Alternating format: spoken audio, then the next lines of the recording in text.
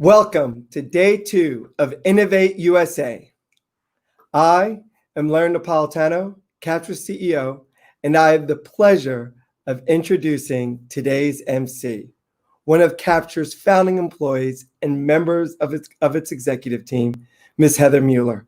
Heather, over to you to kick off the nation's virtual enrollment conference. Thanks, Len. I really appreciate it. To all who have joined us today, thank you so much for continuing with day 2 of Innovate USA. As Len mentioned, my name is Heather Mueller. I serve as the Vice President of Enrollment Solutions for Capture. I have spent my entire career in higher education, last seated as a Vice President for Enrollment Management and Student Affairs at a small private college in the Midwest. I have started from the very beginning with Capture almost 10 years ago now. And I'm so thrilled to be able to have this kind of venue and conversation with all of you. As I thought about the concept of innovation, right, and reflected on the last 3 months of experiences that I know you all have been having and we have shared with our partners, there were a couple of critical pieces that I thought I'd share in experience with you today. In my career, I have had the privilege of working with students and parents on both the enrollment side and as they were continuing as students. In our profession, we are all driven by that mission, but there's very little training that has ever prepared us for the types of change in our environment today. As I think about conversations that I've had over the last several months with our partners and with other enrollment professionals across the country, I have witnessed just incredible grit, commitment, and most days I think the stamina needed in order to make it through the type of change in our communities, in our environment, in our work.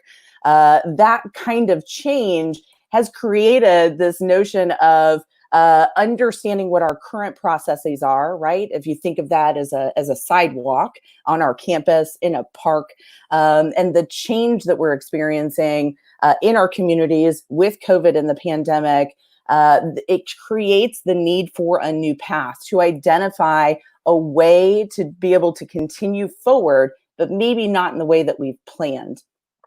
I think ultimately what I've seen from all of you and the work that you're doing in this industry today is truly this image. We have our path that we have traveled down for years, the experiences that we're very familiar with and can lean on in times of uncertainty, but understanding the need to create a more permanent way forward.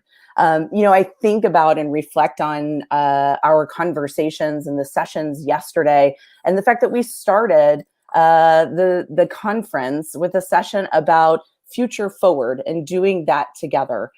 For me, this image really depicts what I believe the future forward is as we move together into a post-COVID environment, and thinking about how to continue to be innovative and creative for our students and their families. As we have continued forward, and what Len shared with you yesterday near the end of the conference, is that we have started an initiative called Future Forward. This is more than a concept. It is actually a resource site within this environment, right? We want to make sure that Capture stands next to you in this change and provides you with the resources, with the information, with the support and tools that you need as you continue to move through the reaction phase of the 4 tenants and lead your institution into the next phases of Reconnect, Reenergize, and Restore. Our new resource site, this Future Forward, is our commitment to be with you throughout that process. We won't go away just because the conversation is changing as you return to campus, as you begin your fall entry, as you make critical decisions for your students and their families. As we begin the second day of Innovate USA, I want to make sure that we can continue that conversation that surrounds the innovation of our industry. Not just responding to the immediate crisis at hand, but looking to the future moving forward together with the resources that you need when you need them. This initiative will help everyone be able to realize the type of resources that you want in the format that you want them. This will be a continual project for us. The resources will be ever evolving, continually updated, and will be appropriate to the different phases that we talked about. Again, that react, that moment of understanding where we are today and what we've experienced over the last several months. Reconnect, as you think about the next recruitment cycle and the perspective of students and their families that you'll engage with. Reenergizing and being innovative in our enrollment practices and our recruitment tactics as we think about what our students and families need tomorrow, and ultimately restoring our institutions, both from an intellectual standpoint, right? How we think about the industry today, and also from a financial standpoint. We will continue to add resources, not only on the website, but also through other live events, much like Innovate USA, webinars, bringing experts to the table to continue this dialogue with you. As we think about the sessions coming forward, right? There are a couple of housekeeping items for those of you who joined us yesterday. I think you're probably tired of hearing me say it, but we'll talk about it again. Make sure throughout this conference that you are registering. You can go to capture.buzz/Innovate USA to submit your registration. This does two things, two very important things. One, it will make sure that you receive all the important updates about this particular event and future events going forward.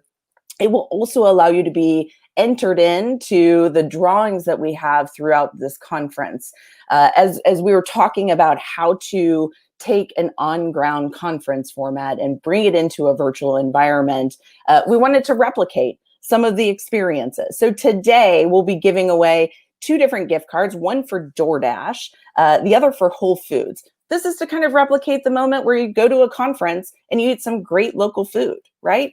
You sneak away from the catered event and go experience something on your own. So we want to bring that to you in these giveaways as well. And I don't know about you, but whenever I can, I try to have a moment of self-care at a conference. And so at the end of today, we will be giving away a $200 gift card to Spa Finder so that you can have those moments of self-care as you have been gritting through the last several months. We want to make sure that you take a little moment for yourself. So stay tuned for those giveaways. Don't forget to register so that you can be eligible for that and to keep in the loop for all of the updates that we're providing.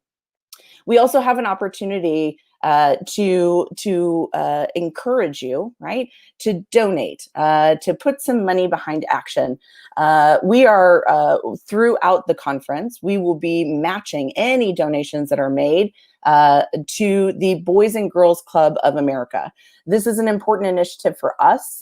We believe that the future is in this current generation and the next. And this organization has provided immense resources for young men and women across the country and provided access and equality in all of those aspects. So please, please, please think about making a donation today. You can do that at capture.buzz/donate.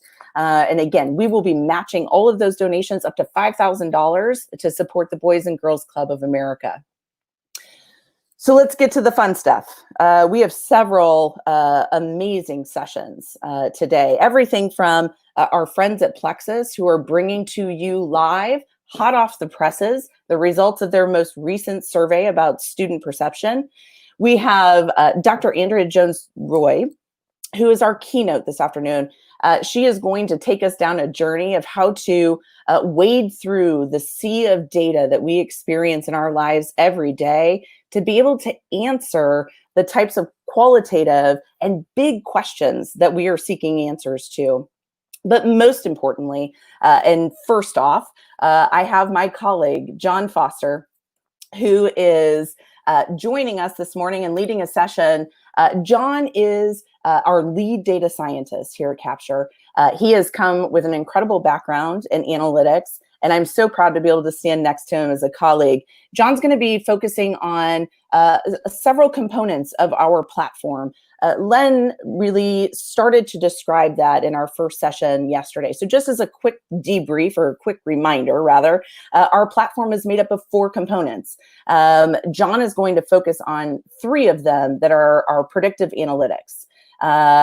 All of our components of the platform happen in a managed service environment. So experts like John stand next to our partners and help them utilize all of the information that is made available to them. So John, thank you so much for being here today. I'm going to turn it over to you. All right. Thanks, Heather.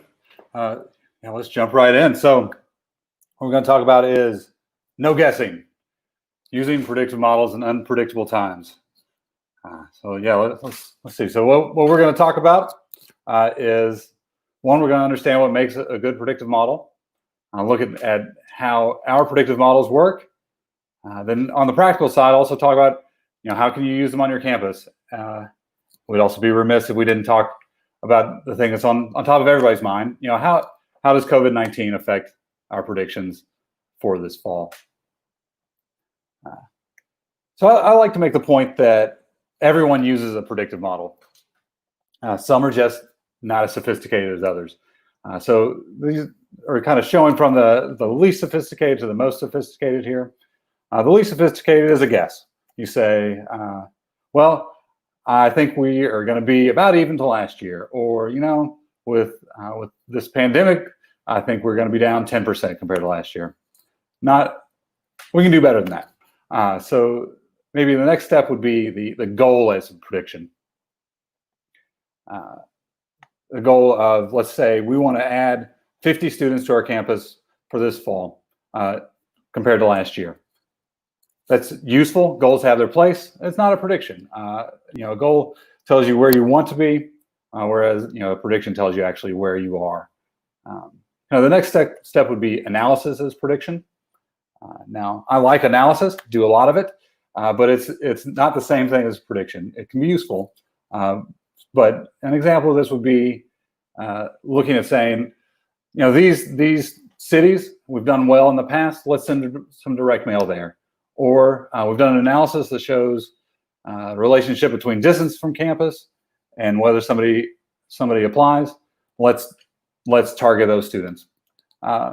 Useful, but nonetheless, let's take it a step further than that, or a couple of steps further anyway. Another one would be comparison as prediction. So looking at applications year to year, or admits year to year at this point in time, deposits at this point in time year to year. Useful, necessary, but incomplete. We need to know those things, but they're not the only things that we need to know about students. For instance, in February, we're up 10% in deposits. Does that mean we're going to be up 10% in deposits when it comes to May? Maybe, maybe not. There are other factors at play. Kind of a step beyond that would be a single linear model with limited variables. Useful, but nonetheless, kind of a more sophisticated level than that would be an ensemble model, meaning using various different models, different algorithms with lots of variables. Is going to give you kind of the most sophisticated picture. No big surprise. That's what we offer. So good predictive models. Here's some characteristics of what a good predictive model should do for you. Should be accurate. Should make good predictions. Accuracy is not an end in and of itself, but it gives you confidence that the predictions you can use to do your job. It should use all available relevant data, including, looking at the next one, demographic, contextual, behavioral data. So demographic would be, ethnicity, where they live, major of interest, those sort of things. Contextual would be lots of information about where they live. And then behavioral data would be, are they actually demonstrating interest through visiting your website, opening emails, visiting campus, depositing. All of those things should play into your predictive model, and will all help improve your predictive model. a good predictive model should use the best methods available, meaning, so for us, what that means is every year we are trying to update our models. We are looking for other algorithms. There are smart people out there developing new algorithms all the time, and we incorporate those as they become available. It should also be tested against data it wasn't built on. So the way we do this is either a holdout set or cross-validation. It's getting a little technical, but nonetheless, those are ways of testing that is making predictions on data it hasn't seen in a good way. Not just stats telling you the fit, things like R-squared, p-value. How well does it fit the data? They should be accessible as well. You should be able to access your data and your predictions. What that means for us is that we have dashboards that are available 24/7. They're updated on a regular basis. They're user-friendly. If one of our partners says to us something that's not user-friendly about it or knows something, that let us know. We're always looking to improve that. And ultimately, they should be useful. They should help you, give you information that helps you do your job. So let's talk about one type of modeling that we do, enrollment modeling. So this is out of your admitted students, how many are likely to enroll, as well as which students are likely to enroll. How likely is each individual student? And let's just jump right into the thing that's kind of on top of everybody's mind, the elephant in the room, if you will. So COVID. You may have noticed this year is very unpredictable. But in my estimation, a predictive model is most useful when things are most unpredictable.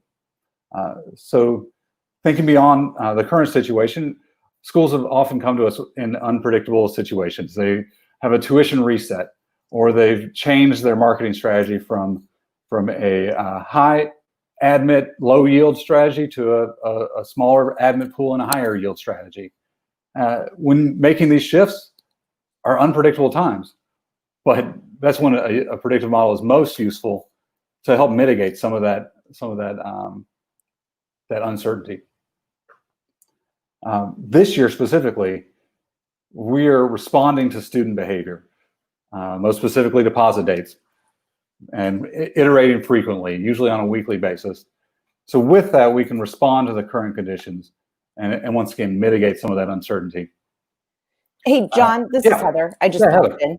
Good to see you. Hey.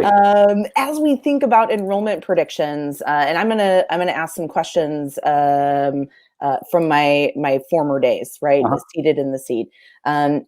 Clearly, the world feels very unpredictable. Sure. And I know that we have had multiple conversations about how you and the rest of the data science team are looking at the models, right? Not just allowing the algorithms to run as they may. Can you talk a little bit about that process to provide some encouragement, some strength, some confidence, right? In predictions in a time in which it feels like they can't be. Yeah. These are not like Ron Popeil, set it and forget it. Yeah.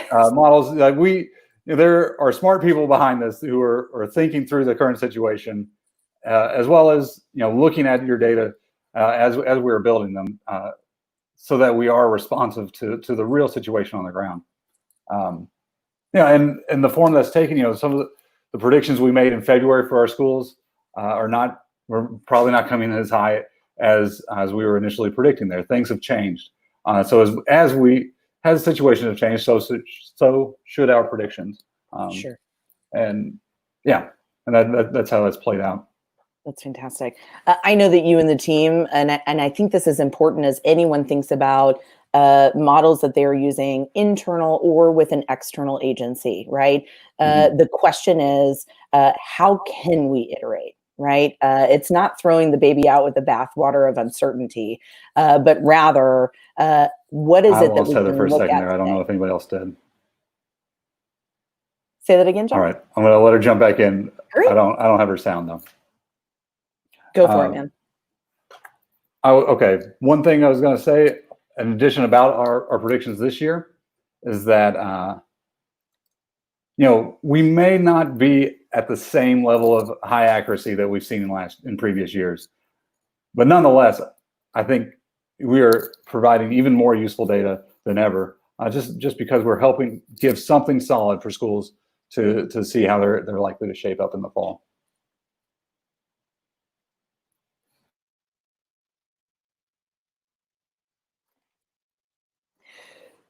So you got to love technology. So John has been talking about how to remain confident, right?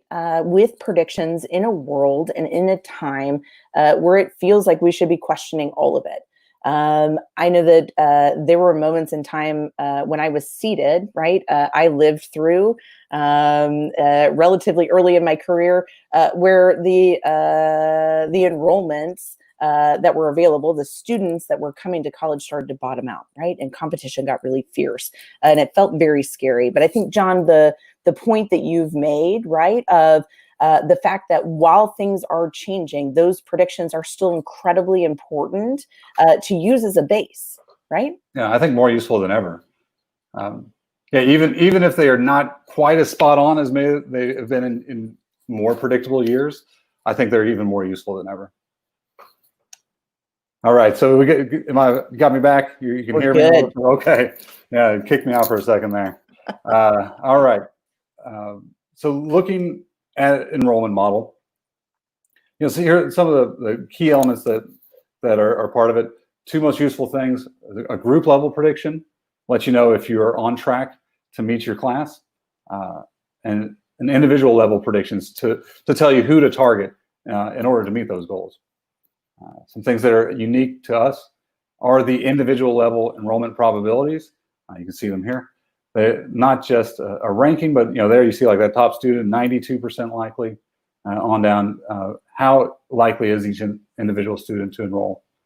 We're using a lot of data points. I think 700 plus data points, 10 cutting edge models, and the reason for that is it gives a more complete picture of each individual student, approaching the problem from a lot of different ways where we can make better predictions. I think, John, one of the things that I have appreciated about all different types of models that I have used through time, including our own, I mean, I have some affinity, right, for our own models, is the ability to be able to look at not just the full picture, right? So where is my class going to land, which is always the crystal ball question that every enrollment manager is expected to answer. But also, as we look at different segments of our prospective students and how they're moving, right? Dependent upon priorities or maybe a program growth goal that we have, that it's critically important to be able to look at the large and the micro views of those predictions. Sure, and it's both a picture of where you currently are and information to help you change that. Absolutely. Yeah. So in practice, these predictions are on admitted students. We start them usually November, December, as you have admitted students in the pool. Do it 10 to 15 times, and between monthly and weekly, depending on when are the important points in your enrollment cycle, and starting to wrap up at this time of the year. Especially with the June 1st deadline, we are still running a few more models, a few more iterations on models at this time. A concrete example of a school that uses this really well is Illinois Wesleyan. Their goal was to boost their yield and use the model to do that, to prioritize communication to the students where it was going to have the most impact. And as a result, they were able to boost their yield 5 percentage points, their total number of students by a third. Obviously, they were doing lots of other good things at the same time, but informed largely by their enrollment model. Sure. I think in all cases, John, and tell me if you agree or disagree, a predictive model, right? A predictive score is only one element of the equation, right? It is not the thing that locks all things in your enrollment cycle, but rather should be a leveraged resource. Yeah. It's giving you information to help you do your job well. Sure. Absolutely. All right. So next, let's talk about aid. This is building on our enrollment predictions, making predictions on aid spend, discount rate, net tuition revenue. Those predictions in themselves are very useful, but beyond that, unique to Capture, we offer the ability to optimize aid at the individual level and run real-time what-if scenarios. And we'll show that what that looks like on our dashboard here in a second. So we have schools who are running different scenarios of like, what if we give $1,000 more to every student? What would that look like for our class? Or scale down our matrix by $1,000? Or what if we targeted aid to a certain group of students where it would have the most impact? How could we use that to help our class? Specifically to this year, I can think of a school who's using it, who's had good results from it later in the cycle. They were, post May 1st, didn't have necessarily the deposits they were hoping. We're still okay on aid budget, so they said, okay, it's kind of a low risk. Let's offer aid to some additional students where the model says it have the most impact. And if they don't take us up on it, we're not out any more aid. But if they do, we boosted our enrollment, and they've had really good interest over the last month or so in doing that. A lot of people who are maybe kind of written it off, or maybe their financial situation was a little bit different. They said, I don't know if I can afford a private school this year. May have changed their mind. I think one of the most amazing parts of this particular model is truly the scenario running. I remember times sitting at the cabinet table, right, as we were trying to figure out our revenue and expense models and our aid budget, to be able to have this. I mean, I weep at times as I think about the exercises that we went through versus having a true tool to help you think through those different scenarios. Yeah. In practice, this runs on a similar schedule with the enrollment model because it's built off of those enrollment predictions. Schools, and in terms of when schools use the adjustments, some like to run a bunch of scenarios early in the cycle. Others are adding some additional discretionary aid as we move through the spring. A school who's used this well is Corbin University. They have a matrix, but I have that sneaking suspicion that they weren't getting their full bang for the buck. So they use this to run a lot of different scenarios to determine the kind of aid in order to reach their enrollment goals of one, meeting their class, but also maximizing net tuition revenue. Result, they're able to increase their class, stay within their aid budget, increase net tuition revenue. Looking at the last of our modules, or the last predictive model, is our apply model. This is making predictions on your suspect pool of who's most likely to apply. And so there's this old adage that I know I'm wasting half of my marketing budget. I just don't know which half. But these models can take that guessing out and tell you where you are wasting your money. So what we're looking at here is for the deciles, mean decile 10, top 10% in our predictions, 90th percentile, etc. So the top 30% of students, as we predicted, when we send direct mail to them, we found that we increased their application rate between 1 and 4%. When you're talking about out of a suspect pool, that's a big boost. If you look at that bottom 70%, really no impact. So direct mail is expensive, but it's useful when it's targeted to the right students. And this keeps you from having to spend all that. So if you think about, $1 per direct mail piece, 100,000 name pool, it's $100,000 direct mail spend. You could get the same impact for 30,000 and save that 70 and spend it in other places where you have a bit more impact, more search names, or some additional financial aid. You could hire another counselor for that. So still using direct mail and other forms of communication, but just using them in a more targeted manner. I can inform other forms of communication as well. I mean, phone calls, text messaging, some forms of dynamic content, or digital display advertising. So the key elements of an app model is that it should rank the list of rank your students by their likelihood to apply. Things that we have that are unique would be incorporating web and email behavior. Are they clicking through your website and showing affinity that way? We're using, again, a lot of data points, including those web and email behavior points. Updating them daily and always accessible. So, if a student has come through and clicked through your page, your website yesterday, you should see their predictions change and change your tactics accordingly. Hey, John, I don't want to lose that point right there, because for me, I feel like this has been one of the most exciting developments in our model for application prediction, right? Most predictive models, I dare say, other than this one, truly are based only on past history, right? What the is demographics of the student, what we know about them, sure. Yeah. And in this evolution of our apply model, we are folding real-time behavioral data into this prediction. So gone are the days where you can only say, well, the model maybe wasn't as accurate because last year was really different, right? We now have the ability to look at the past in the context of now. And I think that's really powerful. Yeah, and finally, maybe there's a student from a zip code where you've never had a student, and so a normal model would overlook them, but they're clicking all over your website. That student is interested in you, regardless of whether anybody from their high school has ever been to your school or not.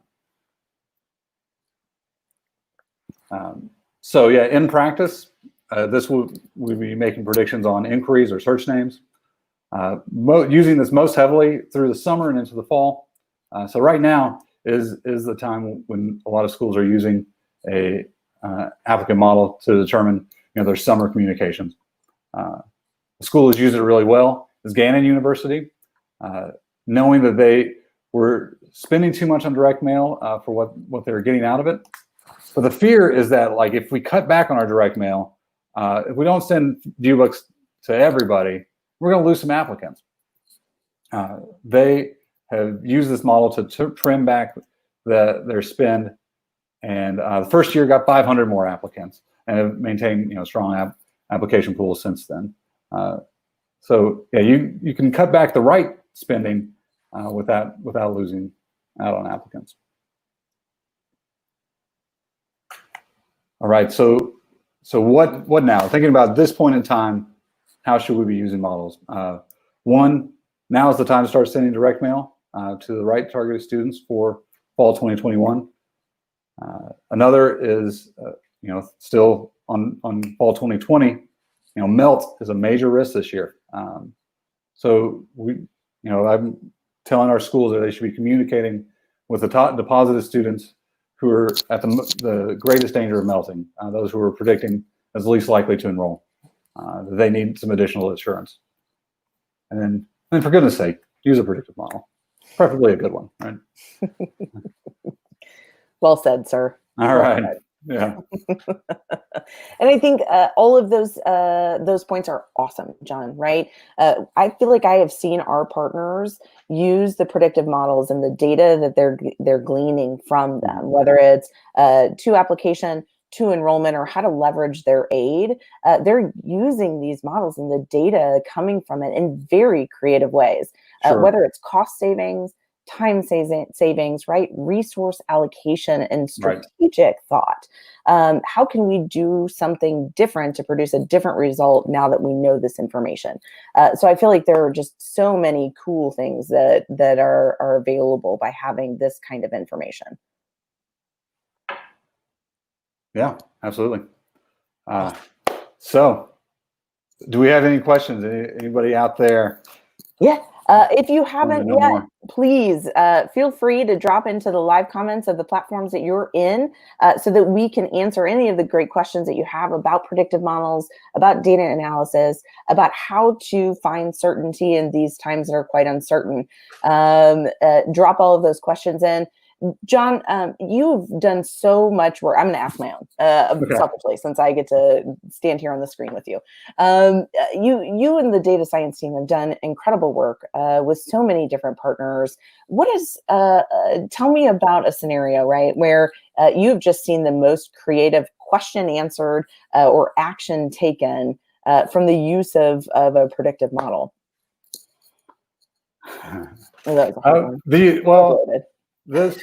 What I mentioned earlier was a very creative use and a smart use of the aid model.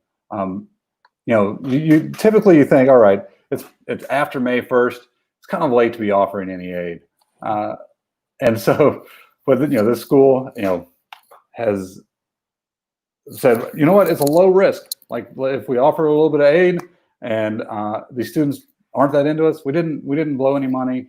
There's only upside to this, I was a little surprised that they've had as good a results out of it as they have. I think it's something we need to explore further as a practice. For sure. One of the conversations that we were having backstage, so to speak, was about the fact that not everyone has additional money right now, right? To be able to, if you're not currently using a model on your own, how to think about this cycle and make predictions, maybe without the kind of technology that you just showed us, John. So from your experience, from your place of expertise, what would you recommend that enrollment managers think about if they can't go buy a model? Yeah. But what can they do today to get a sense of prediction? Sure. I would say, the biggest first step is getting your data in good shape. So making sure you're collecting data consistently year to year on all your students. Are you keeping good application dates and admit dates and deposit dates? We were talking about comparison as prediction. If you can compare those, if you're keeping that data in a consistent manner, then you can make good valid comparisons there. So really, the neater you can keep the data, the more consistent, the better questions you can answer from it. For sure. John, as we were having this conversation, things that started rolling in my brain as well, right? Thinking back to, I worked for a very small college when I was last seated, and we did not have a very large budget. And so an expenditure, right, for a predictive model felt onerous. And so how did we think about using the data that we have, right, to do some of the things that you just talked about, particularly in today, right, as we think about the last several months and what the pandemic has done to our data sets, right, and to our ability to predict accurately going forward. Things that I thought about that I leaned on and colleagues have leaned on is to look at all of those benchmark data, right? To see the historical conversion rates, to be able to find your place in comparison. But also, it is extraordinarily important to take a look at those conversion rates that have happened over the last 60 days, right? Our benchmark data points that we use in enrollment management are years old, right? An accumulation of that information. And so I feel like the truth in prediction right now is somewhere between where our benchmarks have always been and what we have seen in the last 60 days. And then layered in the qualitative aspect, right? What are you hearing from students and their families? What are they telling you? And more importantly, what are they showing you in their behavior? Right. Most of what I've been talking about is, on the quantitative side. The qualitative data is also valuable, including for shaping your messaging. What are the things people are telling you that they're concerned about, and how can you address those? For sure. Len, I think we have a giveaway. I think we do. Again, John and Heather, thank you so much for taking time with us today. Again, to everyone out there, please keep sending us your questions regarding this topic and all the other topics coming up. But you are correct, Heather. We do have a giveaway. So now to our first drawing of the day. Let's see what it is. That's right. It is a $50 DoorDash gift card. along with a donation to the Boys and Girls Club of America.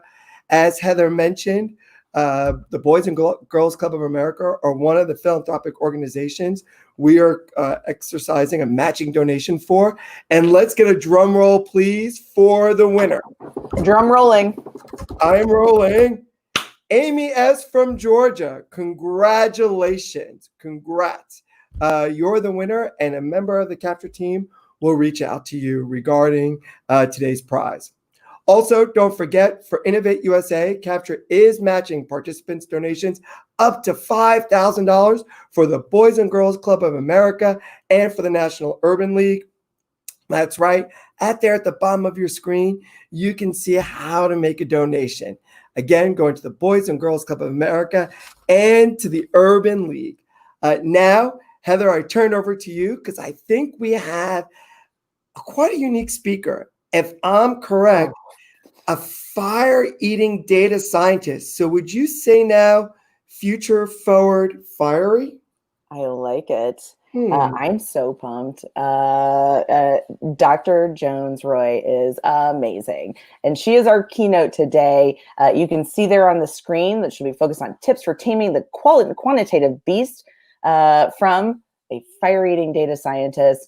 Dr. Jones-Roy is more than an NYU professor and a data scientist. She is also a comedian, and as we keep hitting on, a fire-eating circus performer. Andrea serves currently as a professor and director of undergraduate studies at the NYU Center for Data Science, where she teaches their popular flagship course, Data Science for Everyone.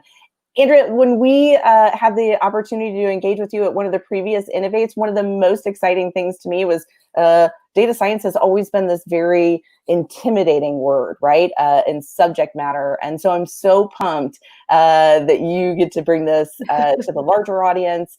As you've done your work in social science, whether it's the books that you've written, the research that you've done, the consultancies that you've held, I feel like you have brought accessibility, right, to data. So I will stop talking and turn it over to you so that the world can experience the accessibility that I have with data science. Well, thank you very much. And for the record, I would be happy to hear you continue sharing about the importance of accessibility in data science. And I very much believe that data science is something that we should not be afraid of, if that makes sense. And it's something that a lot of people hear it, and as you described, it's sort of this like mystery box of what could be in it and what could it mean, and maybe it's just sort of magic. And I am here to, let's see, disabuse all of us of that notion, perhaps by disappointing everyone about data science, and in particular about what we mean by data and what we mean by science. And I want to also acknowledge that I'm coming on the heels of a great conversation where literally you just left off talking about the importance of thinking about how things are measured and that you have consistent data. And that's absolutely what I'm going to be focused on as well today. So thank you so much for having me. Indeed, I was with Capture Higher Ed in person in Philadelphia. And I also want to say that that was my last trip. I'm in New York City. That was my last trip out of the city and out of the house, really, before we all went inside. So you are my main focal point when I think of what the world, what my memories of the world. Okay, enough preamble. Indeed, I am a data scientist and I teach data science, and I believe very strongly that we can all and should all be data scientists, and that the skills required to be a thoughtful data scientist are not just a lot of programming and a lot of stats, though that's part of it, but I think that we can all participate in data science right this second with just a few important kind of ways of thinking. And that's what I'm going to focus on today. And as for the fire eating, you know, if it all goes wrong, I'll set something on fire in my house and we'll do that instead. Okay. So motivation for today. So we're all drowning in data. This is a time when all you need to do is go online and you can find data about anything. You can hire folks to provide more data for you. You can go out and collect your data. There is so much data, and so many of us have access to it, which is awesome. But it's overwhelming, right? And I am finding in my own work, and I imagine many of you are in this position as well, we have so many more questions about the world that we feel like we should be able to answer with data, but there's this disconnect between, you know, more spreadsheets than I know what to do with, and dashboards and algorithms and predictive models and all this kind of stuff. And then big questions, like many of the questions that are happening in the world, or at least in the United States and in many places around the world right now, about things like equity and justice, right? How do we use data to help us understand and address big questions?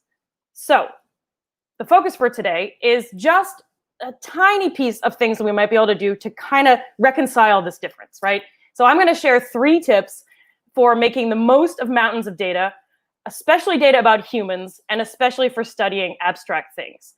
Who am I? There was a very generous introduction just now, so I'll keep this brief. I am a professor of data science, and I got my PhD in political science at the University of Michigan, and have taught at Carnegie Mellon and helped build the quantitative social science program at NYU Shanghai. So I am coming at data science from a very social science, a strong social science bias, in that I am personally most interested in data about humans. And I suspect that many of you in the joining this conference are also interested in data about humans.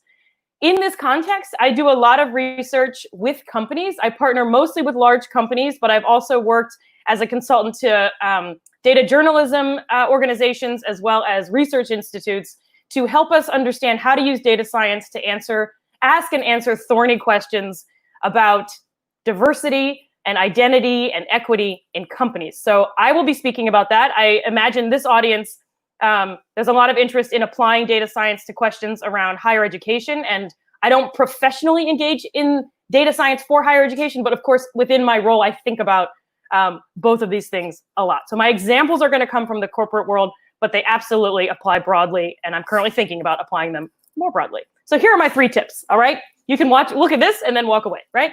So number 1, measurement. Measurement is central to making the most out of data. And if you're not doing the measuring, understanding who did the measuring and how they did it and what you think about that is key to beginning to quantify the seemingly unquantifiable. I believe, let me see if I stand by this. I believe that everything is quantifiable in principle. In practice, all our measures are imperfect. The question is how imperfect, and can we still generate insights despite their imperfections? So, second thing I want to say, related, I want to talk specifically about how we've conflated data with truth and why they are not the same thing and what to do about it. And then my top tips for measuring humans, just the ones that I am most often shouting at companies about and other folks who want to get out there and start doing measurement themselves. So my background is as a political scientist, which means I was originally trained in trying to measure things like war. And war seems like it would be very easy to measure, right? It's a grim topic, of course, but it's like, I don't know, it's 2 countries gone to war, which means a bunch of people have died, and therefore it's a war.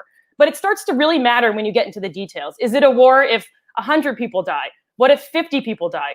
What if it's civilians rather than soldiers? And so forth. Even this question is very, very difficult. And we have a lot of data sets about war that have been around for a few decades, but they're still very much under discussion. And if we measure war differently, if the cutoff is 100 deaths versus 50 deaths, it can really affect our results and our policies.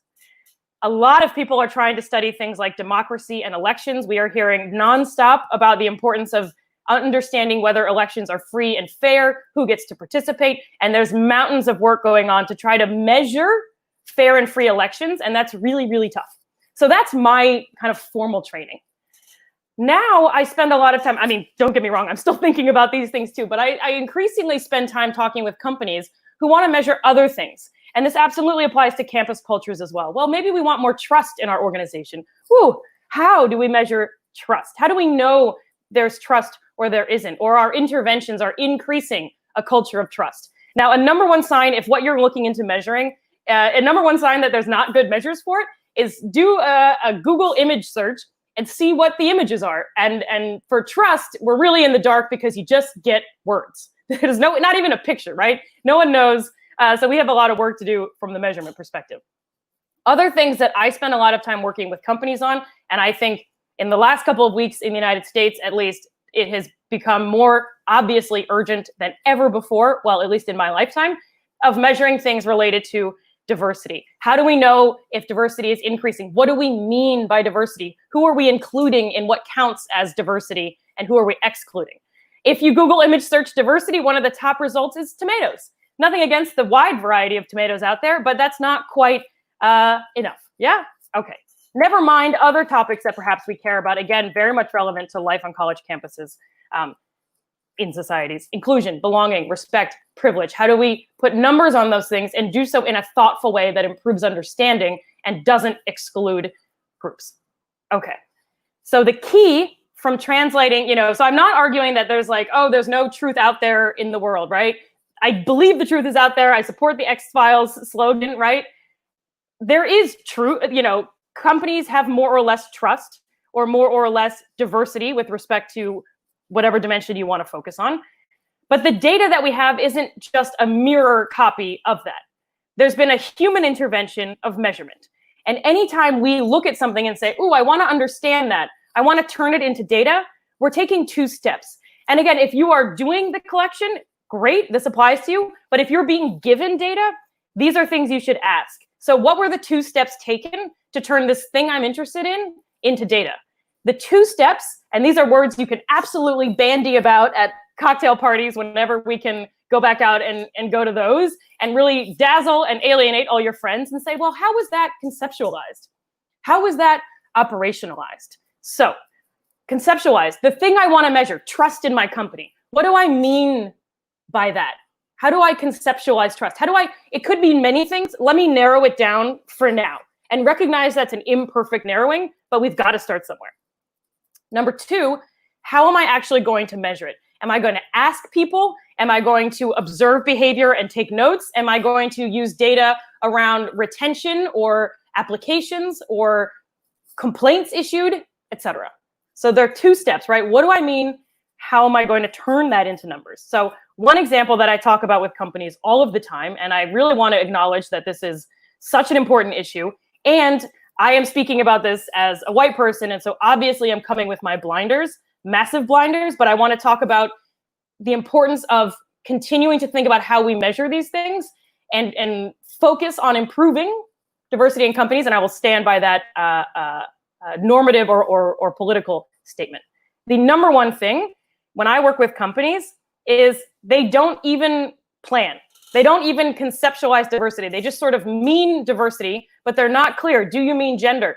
Do you mean race? Do you mean Black employees? Do you mean Black, Indigenous, and people of color? Do you mean different nationalities, religions, disability, economic backgrounds? Most companies don't even bother to clarify that.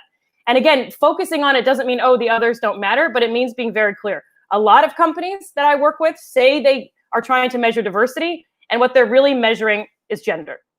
And even then, the gender binary, right? So being very clear about what you're measuring in the first place is important, both for transparency about what you mean by your goals, and also will affect your goals directly.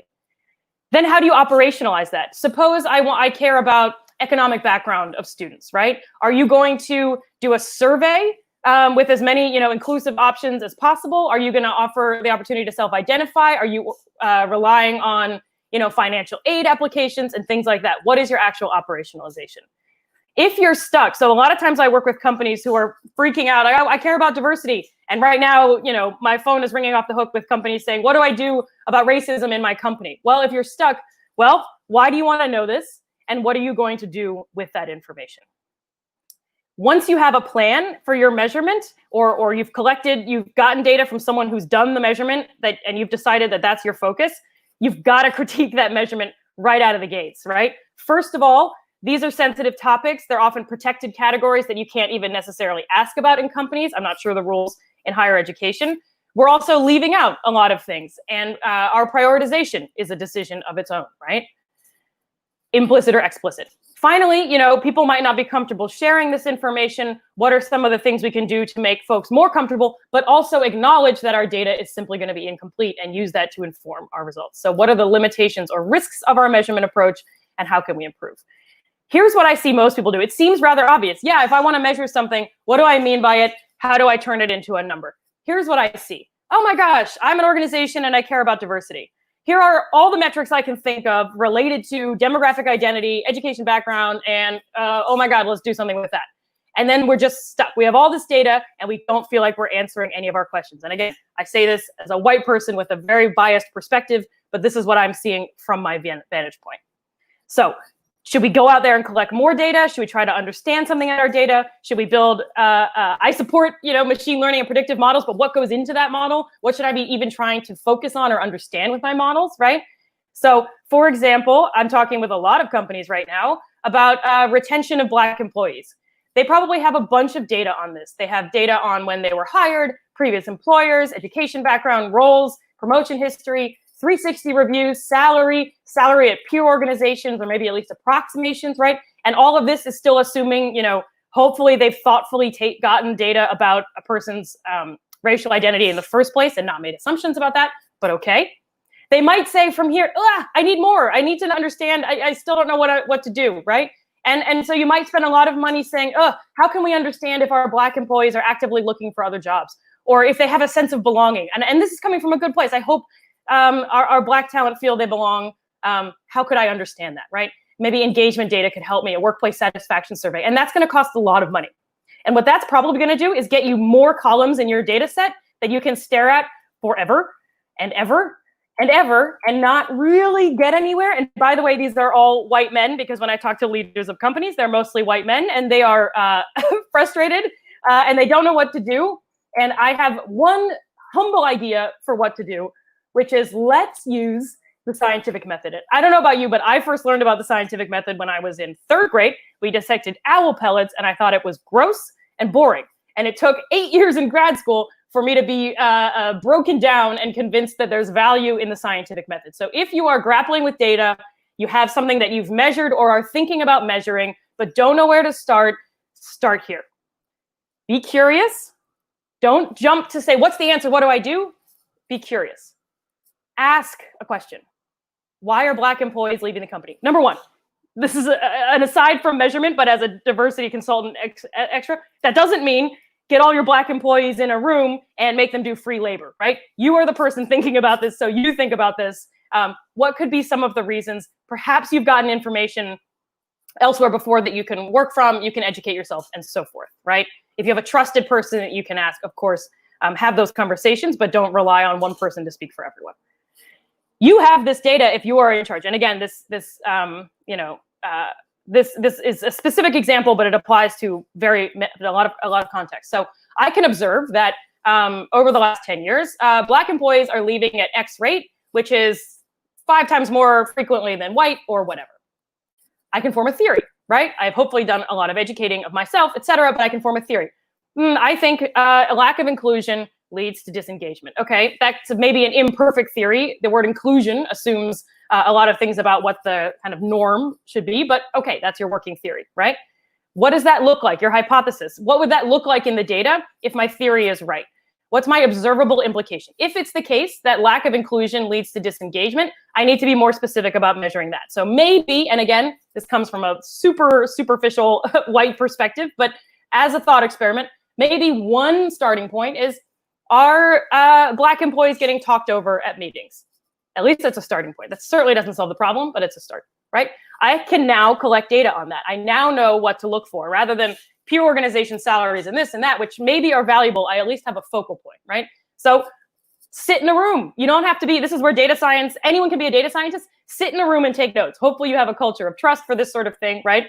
But okay, I'm going to count. I used to do this when I was a teaching assistant as a grad student. Our fellow grad students and I would take turns sitting in each other's classrooms and sitting in the back. Back then, we were, I'm sorry to say, we were only focused on gender. This was about 10 years ago. And we would sit in the back of each other's classrooms and take notes, and at the end come up and say, you called on, 60% of the students you called on were men rather than women, right? And that was information for me. So you can be a data scientist by taking turns sitting in a room. Again, make sure you have everyone's buy-in on this. Or speaking time. How many times was someone interrupted? How much airtime did someone get in a meeting? How about on average, right? And then we can think about what to do from that. And again, that's one tiny piece, but unless we're specific, we're not actually going to learn anything, right? So if my theory is correct, more being talked over should be associated with leaving the company. Now I have my data on being talked over, and I have my data on leaving the company, and I can look for associations. Yes, associations are not causation, but my goodness, is it a start? We revise our theory and we repeat. And what I really want to emphasize is this isn't answering the problem. My hypotheses might totally miss the mark and come from a place of just being totally disconnected, but it's how you can turn mountains of data into a question that then can be answered. And then you iterate. And the other reason I wanted to walk through this is to really emphasize that data and data science and all of that, that our obsession with more numbers plays a role only in observation and collecting data. Everything else requires us sitting and thinking and asking questions. Hooray, look at those animations. So takeaways, right? If you're overwhelmed with data or you don't know what to collect, asking questions helps you begin from a place of curiosity, which leads to more discovery and openness. Posing our theories and hypotheses guides us. It tells us what data to start with. Again, start with. This isn't an end-all be-all, but to just take a step. Key questions to ask: what is it that I think is happening? If I'm right, what should we be seeing in the world? And that will help tell you what to measure. And then you can think about how to conceptualize and operationalize. So I've already talked a little bit about why data does not equal truth, because humans are doing the measurement. Let's be even more specific. Then I'll get to my much more concrete tips. So data does not equal truth. Somewhere along the way, we have gotten distracted or maybe hopeful, as I think as a species. That's right, I'm speaking on behalf of all humans. A species curious about ourselves and the world. And we have somehow decided that turning something into a number makes it correct and true. And there's no more, to me, obvious example of this as when people say to me and to each other, what did the data say? I cannot emphasize enough that data does not say anything. Data is an imperfect approximation of what's happening in the real world. There's the real world. We as humans have decided what to measure, how to measure, what questions we care about, and we've taken those decisions and plucked certain pieces from the world to have a look at. So it's an imperfect approximation in time. Did the data I collect last year, is that reflective of this year anyway? And it's an imperfect approximation because my sample, whether I've collected from my hometown or I've collected 100 people at random, maybe I missed all these other things, right? It's an imperfect approximation in both time and place. That doesn't mean we throw it away. It means we're cognizant of that. As I said, it's also a human construct. So what we measure and how we measure it, that conceptualization and operationalization, is a human decided that. And so when you see a number in a spreadsheet or you see the results of a model, the way to think about that as a data scientist is to say, what went into generating these numbers? It's exactly what the conversation before this presentation was about. What went into these numbers? It's not just what do the numbers say. They don't say anything. Someone decided what to measure. We're having a look at it, and now we are deciding what the patterns are from there. So human biases and errors are a big part of what can go into data. So when you are given a data set or the results from an analysis, here are 4 big types of biases to go on the lookout for. And I will say, in my Data Science for Everyone course, I spend like 6 years, give or take, on this topic, and we're gonna do it in a couple minutes. So it's a lot. So if you're looking at a data set or someone says, here's the results of my analysis based on a data set, here's what to look for. First, there's possible random errors. And in fact, every data set is going to have random errors. These are measurement errors, idiosyncratic mistakes. I'm typing up the data or I'm importing something from here and I write 4.6 instead of 4.7, random error, right? A faulty instrument. I have a thermometer, it's a little bit wrong, right? But it's idiosyncratically wrong. We hope that these errors cancel out over time. But what that means, and that's where we see, one of the reasons we see, margins of error around any measure, is we don't know what we're picking up and there's just going to be some noise all around. But we hope it's not systematic.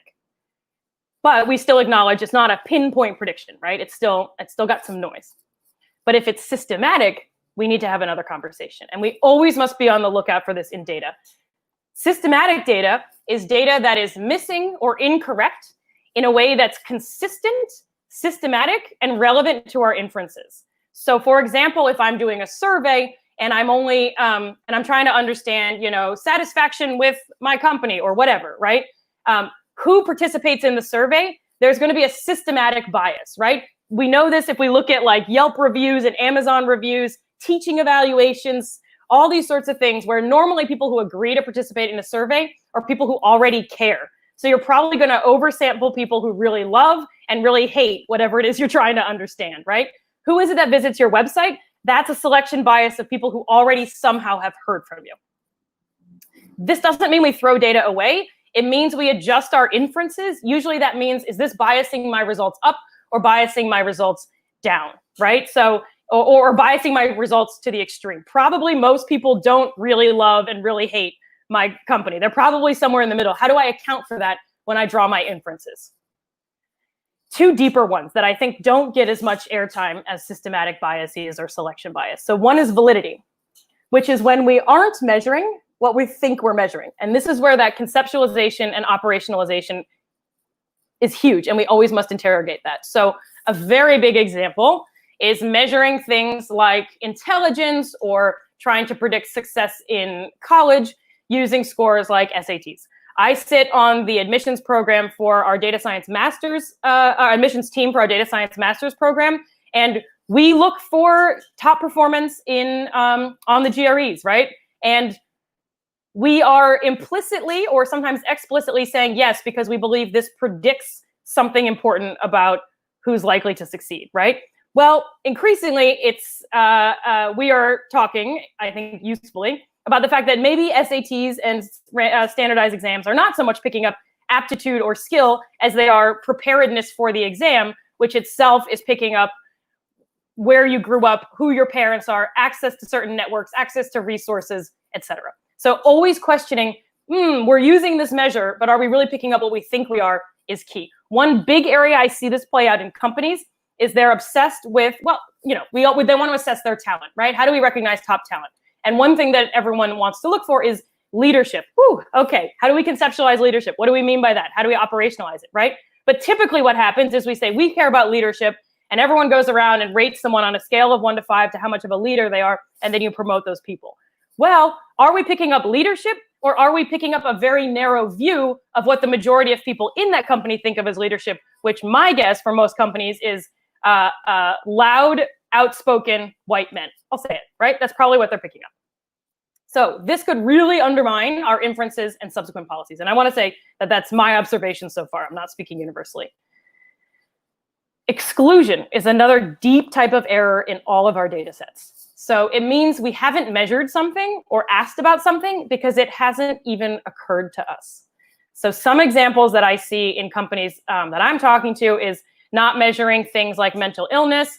A lot of times when we think about policymaking, we don't think about incarcerated populations. They don't make it into our data sets. I think literally right now as we speak, all these companies that I've been talking to and universities that have been to date obsessed with diversity are now freaking out. I think, rightly, that's my personal view, freaking out because they're not really focusing on racial diversity and in particular, Black students and Black talent. So even by saying diversity, we're perhaps excluding big groups within that in our broader bucket, right? So it's a kind of prioritization in itself.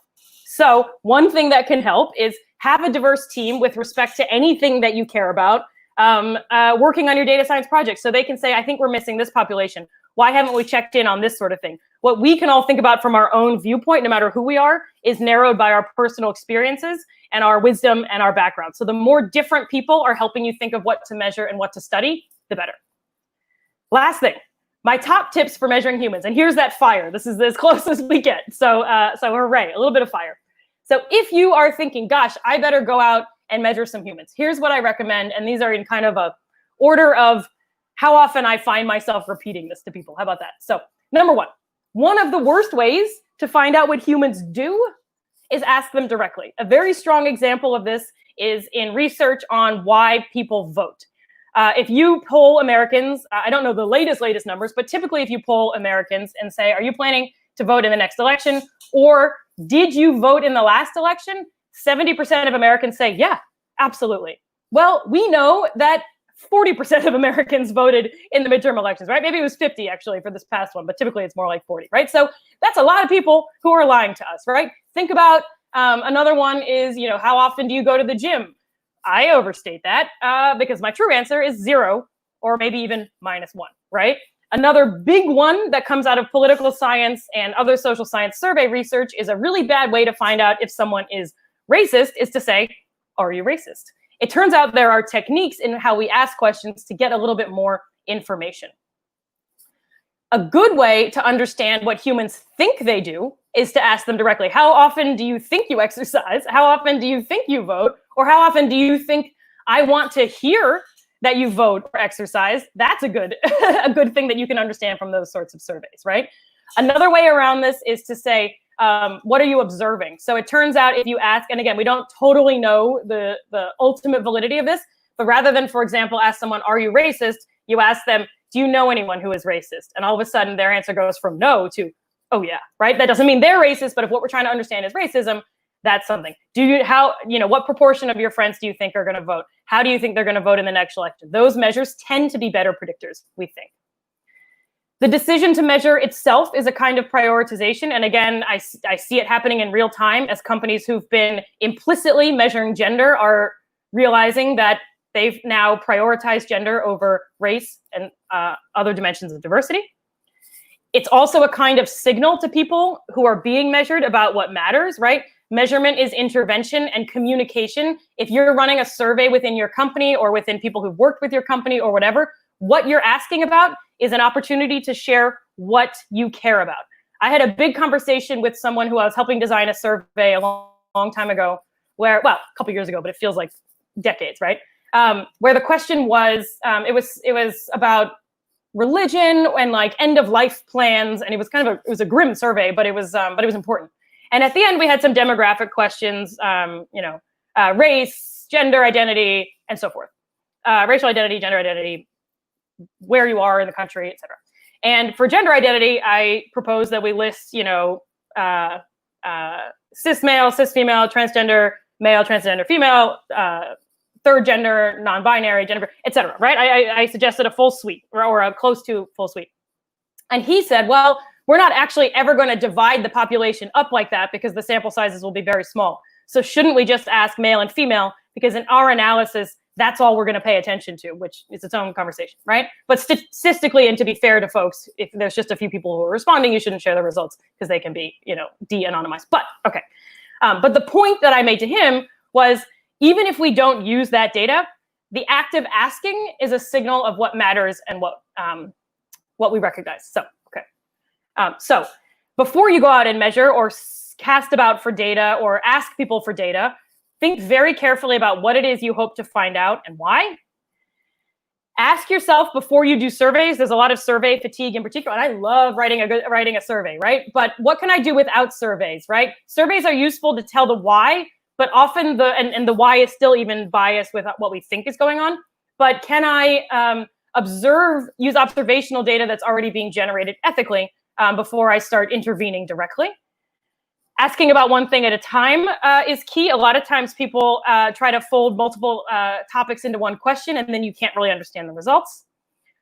For validity, what does this measure rule in or rule out? For example, if I go back to my example of let's measure equity as everyone gets to speak in a meeting. Cool. What does that rule in? Well, it rules in behavior in a meeting and a couple other things. What does it rule out?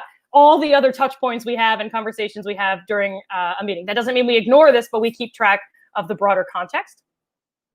Deciding how to measure in the first place is potentially useful for other work. Even that step, and I skimmed right over it because I don't have a good answer, of like, well, what do we mean by trust? Even if you never go out and measure it, just be like, ooh, if I want to increase trust in my company, what on earth do I mean by that, right? That alone is a huge step and can move conversations and understanding forward. Even if you never, kind of put pen to paper or finger to keyboard to measure it, right? Finally, I see this a lot in companies, is once you engage in measurement, think about what behaviors this might incentivize. So in the example of leadership measures that I talked about before, because folks at this particular company that I'm describing are measured in leadership, and because leadership is poorly defined, and because generally the leadership, the high levels in that company are quite loud, there's a culture of talking over one another and being the loudest voice in the room in order to get attention and to be listened to, means that as long as you keep measuring it that way, that's going to incentivize younger employees and more junior employees to also behave in that way. So if we're going to change what we're measuring, how are we going to inadvertently affect in positive or negative ways? So thinking about that, because we're humans and we react to how we're measured, right? All right. So that was a lot.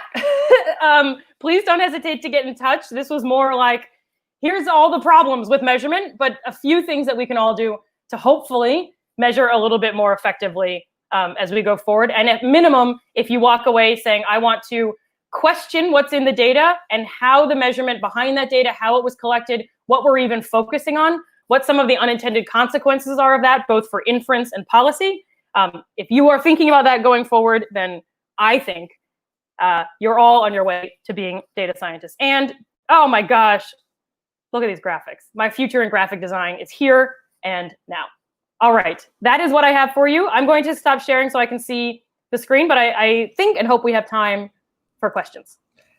I'd actually like to kick it off with a question.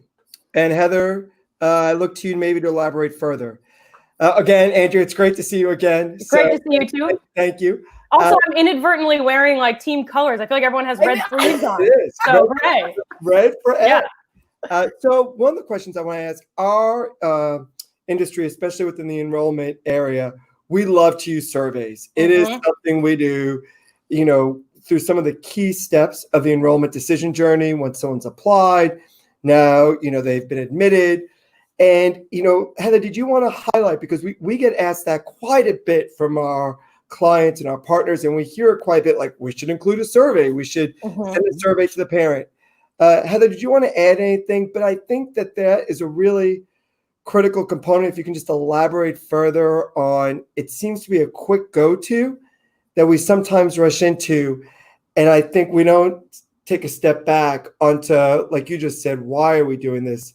And some of the other empirical benefits. Heather, did you want to elaborate? Yeah, Andrea, I think in our industry, right, there are only a few tools that we feel like we can access in order to gain that qualitative information, right? And one of the challenges that I see, even in our own business of creating surveys for institutions, I think goes back to your point of really understanding the why, right? What is important to ask and how to construct it from there. Can you talk about the work that you have done with various organizations, and is that the tool? Is that the primary mechanism, or is there a different way to think about this? That's a great question, and I think there's I think there's no right answer, which is a really skating by and avoiding the question, but there are times and places for surveys to be extremely effective, and I make part of my living designing and executing and analyzing surveys, so I'm the number one to be like, wait, we love a survey, right? But I think the issue is that in my experience when I'm working with companies, right, the instinct to go to a survey is something of a knee-jerk reaction rather than taking the time to actually think through what you think is going on. So I want to give a very specific example that is within a particular company where they formed a committee because their engagement numbers were horrible, and they thought that it's a super non-inclusive place to work. What do we do to make it better? And they did focus groups, and they had done surveys in the past, and they brought me in and said, let's do another survey. And to me, I literally, happy to do it, happy to take your money, but I was just like, I don't think this is what you need right now. This is a company in this particular case of like 100 people. You've been talking about this for years. Start with that first step of what is it that I think as an employee is going on? Or maybe you have a focus group who can get a bunch of diverse perspectives, but not just handpick the few more diverse people and force them to do it, right? But get everyone. What do you think is going on? How do you think you would be able to test the observable implications of what you think? Do you think leaders are not listening to the voices of people in meetings who are different from them? If that's the case, you don't need to take up everyone's energy with another survey. You can start by exploring that empirically and think very thoughtfully about, again, is it simply observing meetings? Is it just following those couple of leaders? Is it maybe just a coaching for that leader and seeing if things get better, depending on how urgent the issue is? And so it's kind of like before you jump just to survey, okay, I'm not a medical professional, and I shouldn't even have to say that because I'm going to be, it's like the antibiotics of the medical world. It's like there's a great use for them, right? But you don't want to overdo it, and you definitely don't want to use it as an excuse for not doing the thinking yourself. A lot of employee resource groups, student groups, teachers groups, whatever, are already telling us what's going wrong. And I think taking that at face value and then exploring empirical observations of that we could possibly get short of surveys is a better first step before leaping to a survey. I will also say, if you're going to do a survey, 2 quick things to think about. One is maybe you want to understand a lot of times within the diversity space, people want to understand like the demographics in their company, and they want to understand, of course, race, gender, ethnicity, nationality, et cetera. But sometimes they want to understand things like mental illness, disability status, religion, and things that, socioeconomic background that you grew up in. I've worked with companies that ask about that. That's really sensitive stuff. Typically, asking about that kind of stuff, that's its own survey. If you're going to ask about really intense identity questions, ask that. And then if you're separately going to do like engagement questions and satisfaction questions, yes, you want to be able to triangulate between the two, but sometimes you're going to get less honest answers if you're also asking people for very personal identities, because they will fear that you're going to be able to triangulate their results. So it's like, ask the identity questions, ask the sensitive questions. It can protect your workers to ask them separately, though from a scientific perspective, we would love to have those together. Sure. Andrea, you've played so many different roles, right?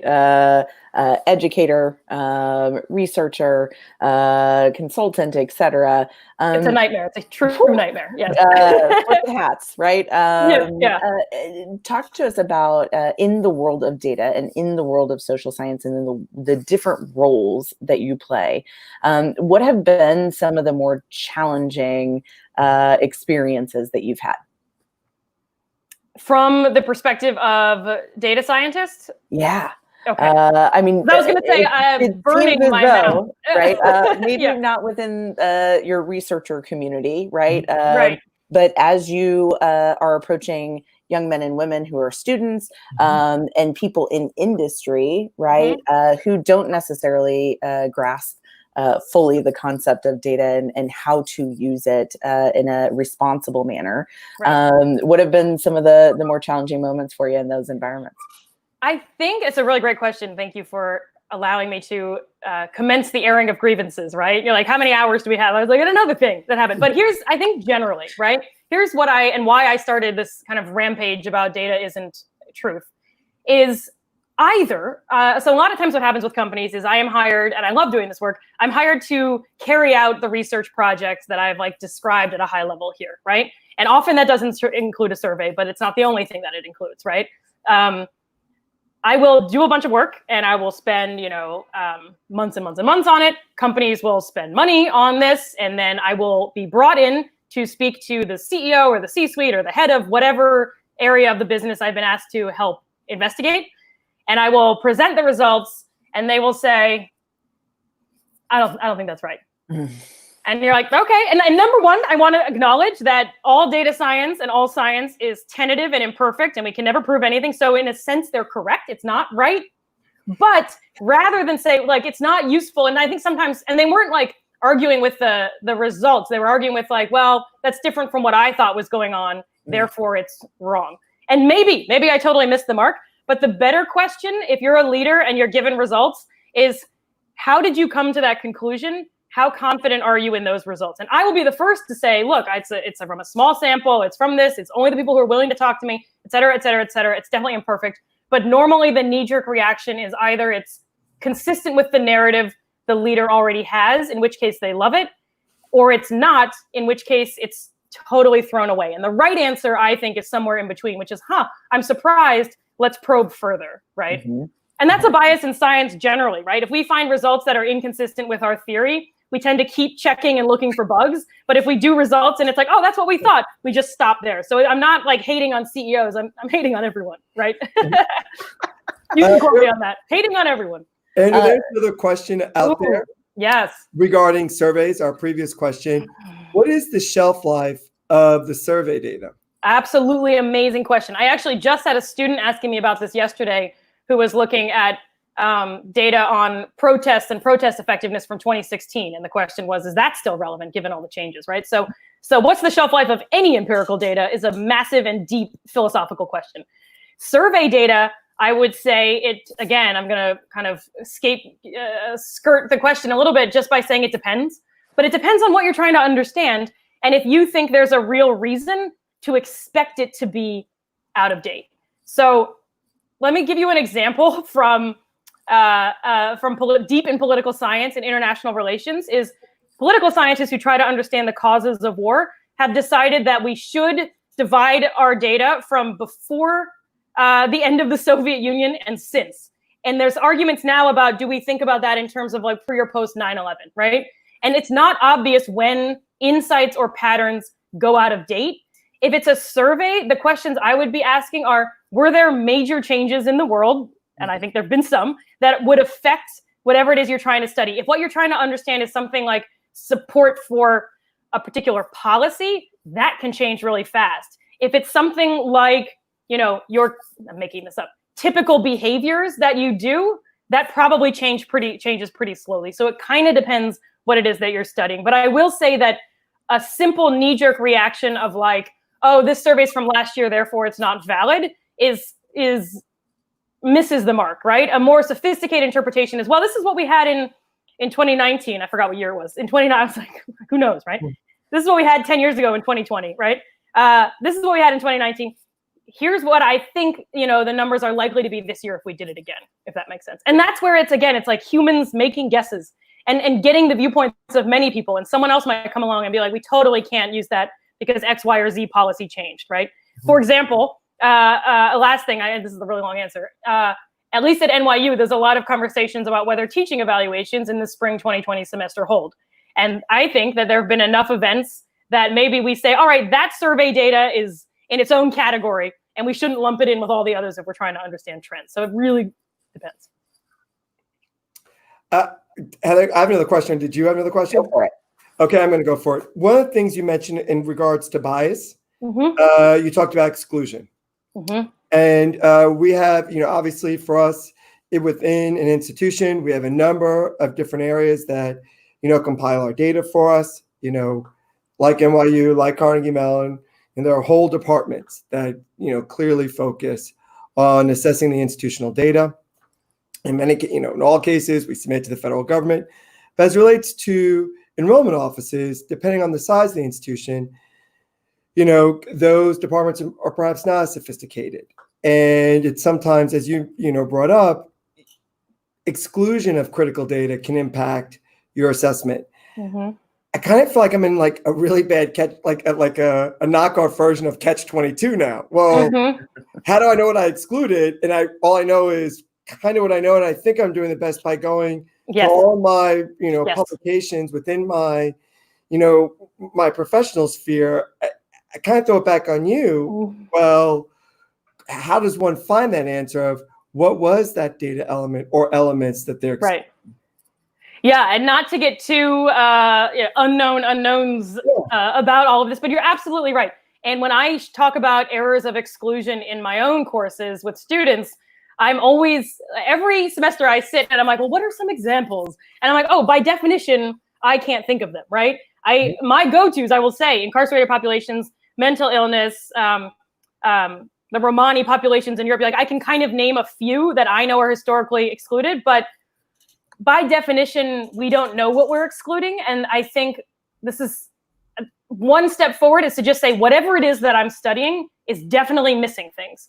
And the more we can put our research, whether it's internal company research or something that you're sharing with others, in front of others and say, well, what is it that I might be missing here? And this is both, groups that we might be missing or things that I might not even think to ask about, right? Mm-hmm. My silly example of getting talked over in meetings, I wouldn't do that study without actually talking with folks and saying, well, what actually is, what are some real behaviors that matter, right? And trying to get multiple perspectives on that. But again, also acknowledging that we're never going to get everything, and then constantly just inviting questions about, inviting information about what we might be missing is the best that we can do, right? Yep. Absolutely. Thank you. Do you want to rock, paper, scissors, Heather, for the next question? No, okay, you get to go. So as we have gotten to know you through time, right? One of the really interesting things that you produce is a live show called Ask a Political Scientist. Can you talk to us a little? It's a little off industry moment, but I think the work that you're doing there is pretty interesting. Oh, well, thank you. Yes, it's, I'm so excited. So it's a live streaming YouTube show on Thursdays at 7 p.m. The channel is called Ask a Political Scientist on YouTube. And if you Google me, you'll find it because it's literally all I talk about. And so my PhD is in political science, and I think we do great work and no one knows about it. And so every week I spotlight a political scientist to share their research. And then we take live questions from the audience, kind of like this, right? We all get live streams now. This is the new normal for sure. And we talk about how their research affects everything that's going on these days, right? So last week we had someone named Omar Wasso, who's a professor of politics at Princeton, who did a ton of research on Black protests in the 1960s and how they impacted elections during that decade. And so, of course, he shared those insights and then his thoughts on what that meant for the protests now.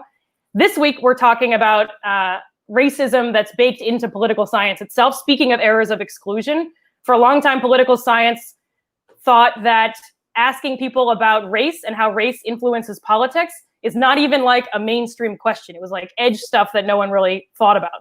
And so we're talking about the history of racism within political science.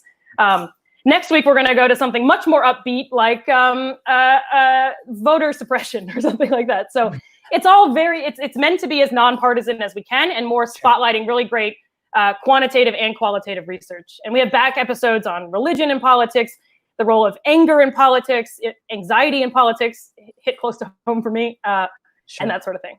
Yeah. Thanks. Awesome. And we raise money for different orgs every week as well. I love it. Lynn, did you have another question? I know I stepped right over you. You got it.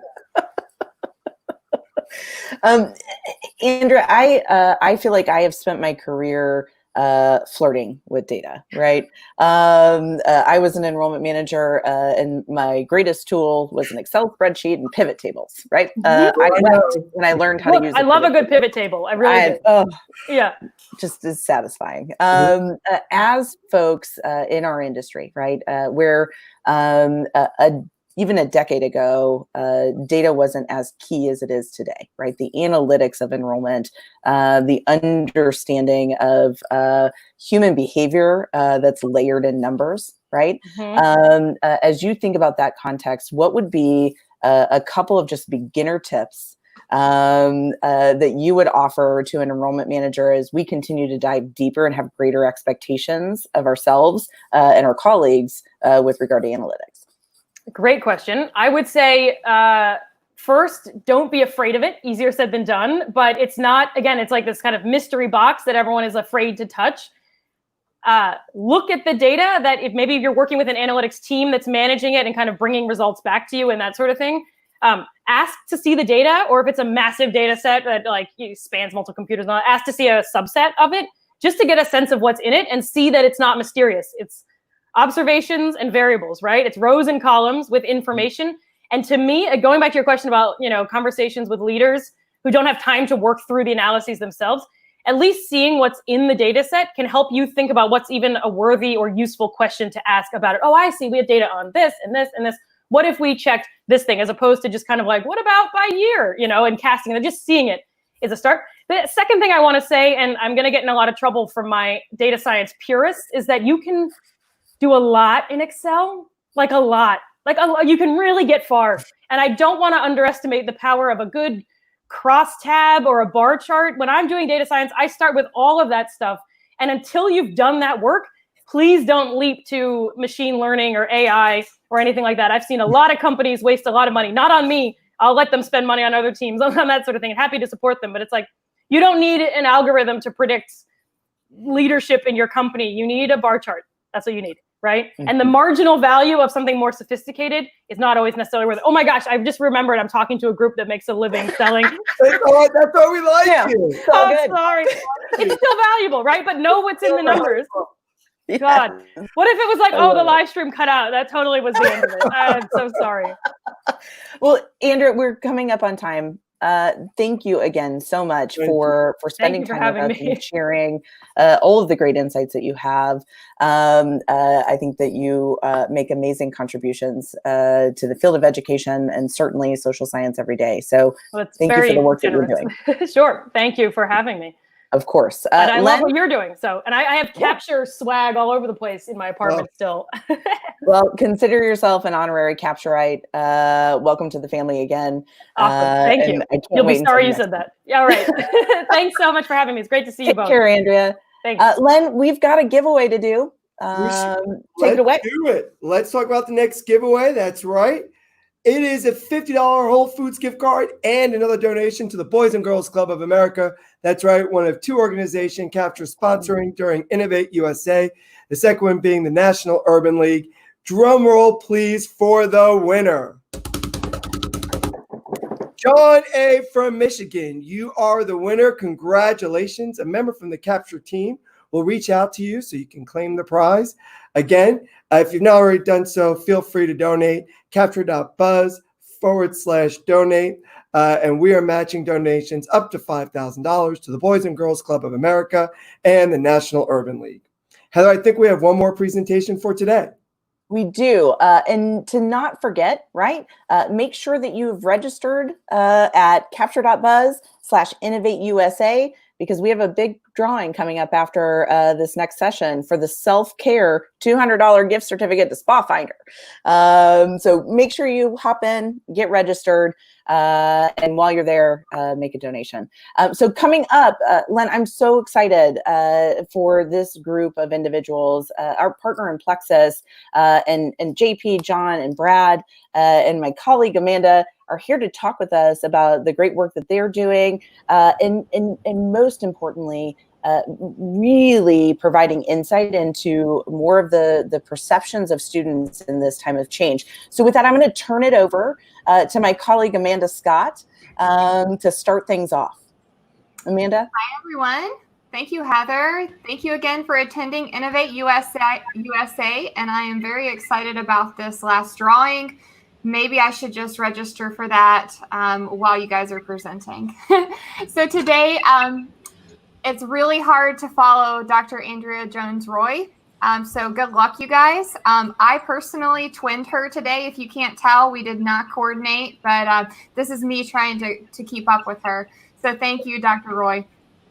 So we are here today to debut Capture's partnership with Plexus. This is brand new, hot off the presses. No one knows about it except you guys that are joining us today. First of all, again, if you weren't here yesterday, my name is Amanda Scott. I'm a senior director at Capture, and my job is to build strategic partnerships. And Plexus is a strategic partner of Capture's for two reasons that I'll highlight in just a minute. But basically, we want to find people who optimize technology and help assist in thought leadership for our partners. You have a powerful trio today with you. You have JP Novin. JP Novin is CEO, chairman, and founder. So he has a trifecta of fancy titles there, but he is going to lead us through some of the data today. And we also have Dr. John Hall. Dr. John Hall is the Chief Strategy Officer, and you'll see his name listed on many of the white papers, which can be found on Plexus's website and are very impactful. Brad Johnson, he's Business Development Vice President, and he is my peer at Plexus. We work together to help serve our Capture partners. Working together, when we look for partnerships with other companies, the one thing that we look for is finding a mission synergy. With the synergy, we're looking to help find companies such as Plexus because they connect students around the world, connect with colleges and universities on their platform. They use a digital platform to match 6 million students, which will soon be 8 million students, and that I've heard, a little teaser, in over 200 countries with 1,800 post-secondary institutions. Where we find this aligning is that Capture's mission is to find mission-fit students that fit the institution and help enrollment experts be able to connect with those students. So that is where we have our. If you want to progress forward, Brad. So today with our partnership. There you go. Today with our partnership, we want to focus on thought leadership. 3 of my favorite past surveys are a new normal, presidential priorities, the class of 2020, COVID-19, and graduating. And then also, welcome to California. This was a University of California system focused abandonment of standardized testing and what that means for not only the state of California, but the nation. But today, our friends at Plexus have brought to Capture their June 2020 student perception survey that we're going to focus on. But more importantly, we want you to know that the reason that we've partnered together with this thought leadership is also to be able to bring the students that are on the platform with Plexus to our Capture partners. So Plexus gives Capture the ability to make student connections and feed those student connections to our partner institutions, which is a student who's expressly saying, I am interested in this institution, send me more information. So that is a really big ramp up on why we have decided to partner together. And I am going to pass it over to my friend Brad at this point. Excellent. Amanda, thank you very much. And hopefully everyone on the presentation side can see my screen. And I hope it is visible. So we're very excited about the partnership and presenting today. Our Chief Strategy Officer, John Hall, I'll go ahead and let you tackle some of these questions, but again, it'll be very conversational as we go. So John, go ahead and take it away. Great. Well, thank you, Brad, and Amanda, thank you for that great introduction. We really appreciate it. My name is John Hall. I'm Plexus's Chief Strategy Officer. Today, we'll be presenting some informative research we have conducted as it relates to student perceptions, including some data we are presenting for the first time today to all of you at Innovate. Before we do that, we want to tell you a little bit about Plexus and our platform as it really enables the research that we do. Our platform is the largest platform of its kind. We have well over 6 million student users, and yes, we are getting to 8, and we hope to do that by the end of the year. Many of our students begin using us as early as their freshman year of high school, and they continue using the platform throughout their journey to college and then beyond. So we have a lot of information, a lot of engagement with students throughout high school and their evolving needs and preferences. All right, so it's been a real interesting time in higher education, dealing with the quote unquote new normal. Everything from a very profound crisis in confidence in terms of the value and return of higher ed, events that have called into serious question the level of equity in post-secondary education, and of course, a declining market in terms of students. That new normal was before what everyone is referring to as the new normal now. Because of course, then there's been 2020.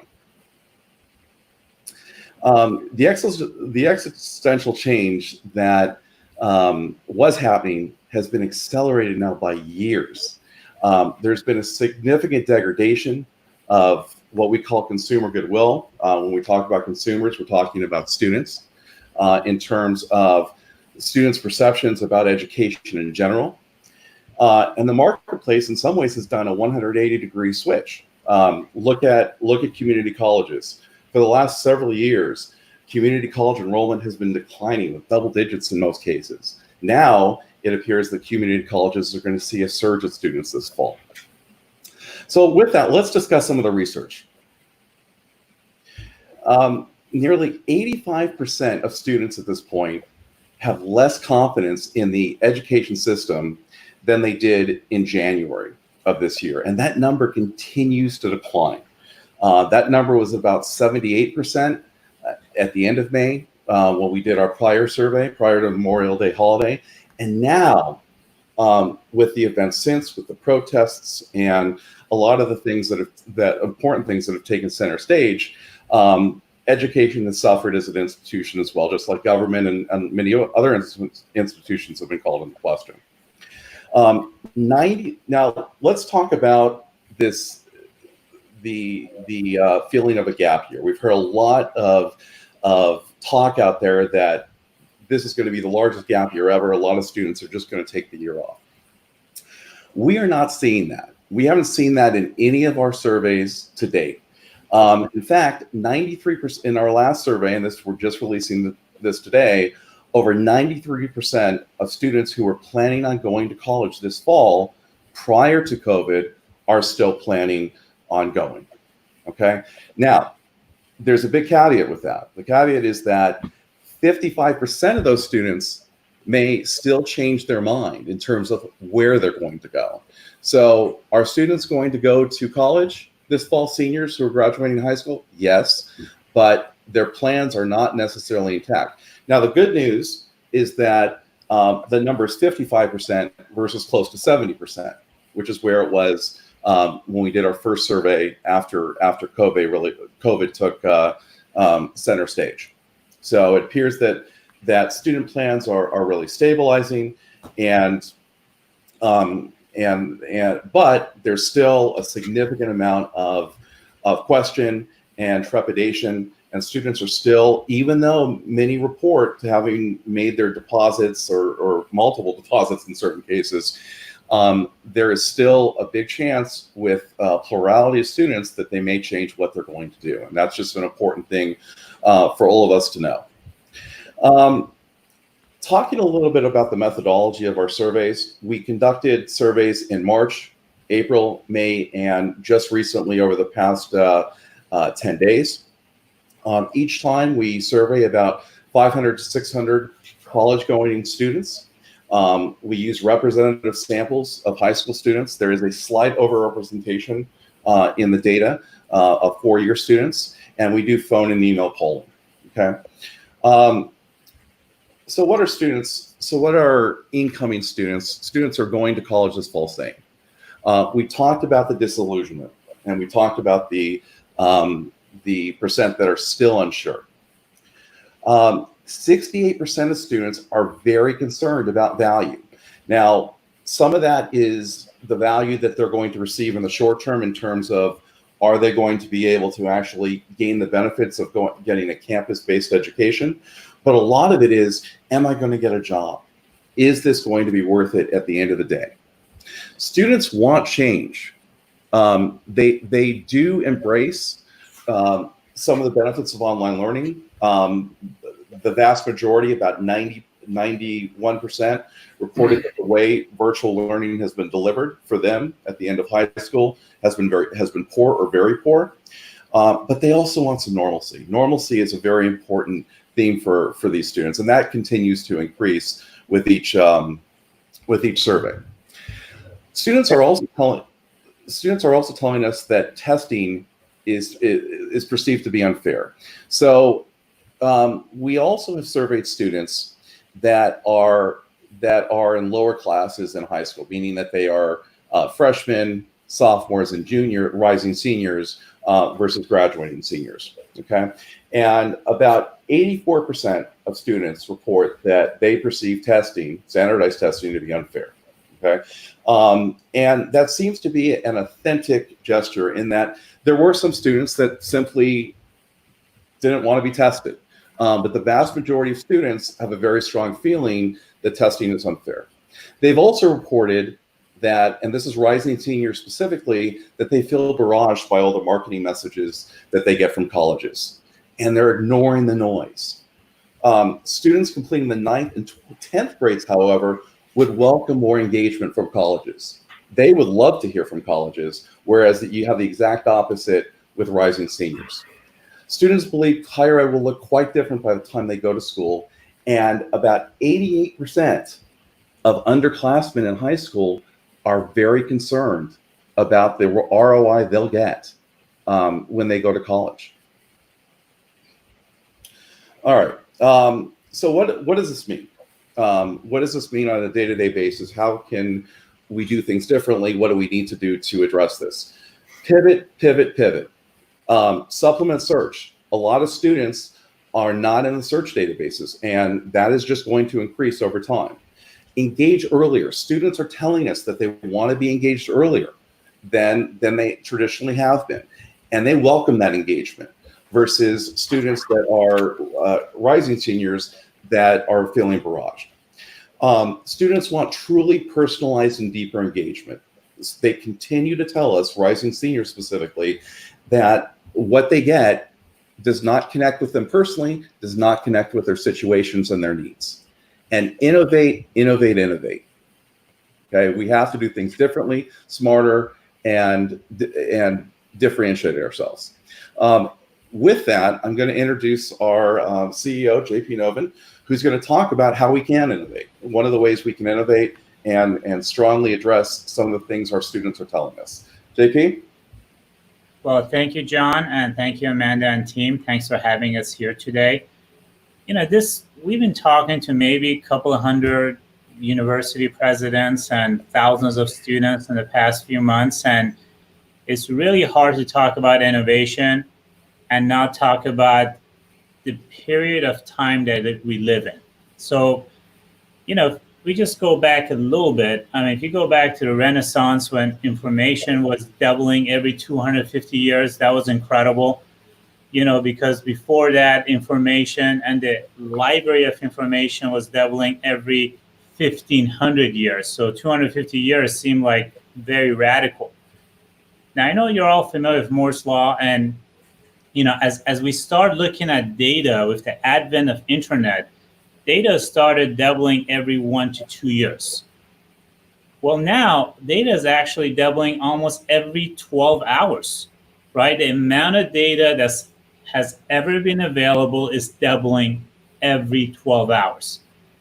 Well, we live in a time when students used to go, they don't go to school just to get information anymore. Maybe even in the 80s and before that, you would go there to get access to library and books and get information. The way students are actually looking at information and career outcome has changed dramatically. And we're seeing that on students' habit in how they look at career and how they think about, some of the career tools that are out there.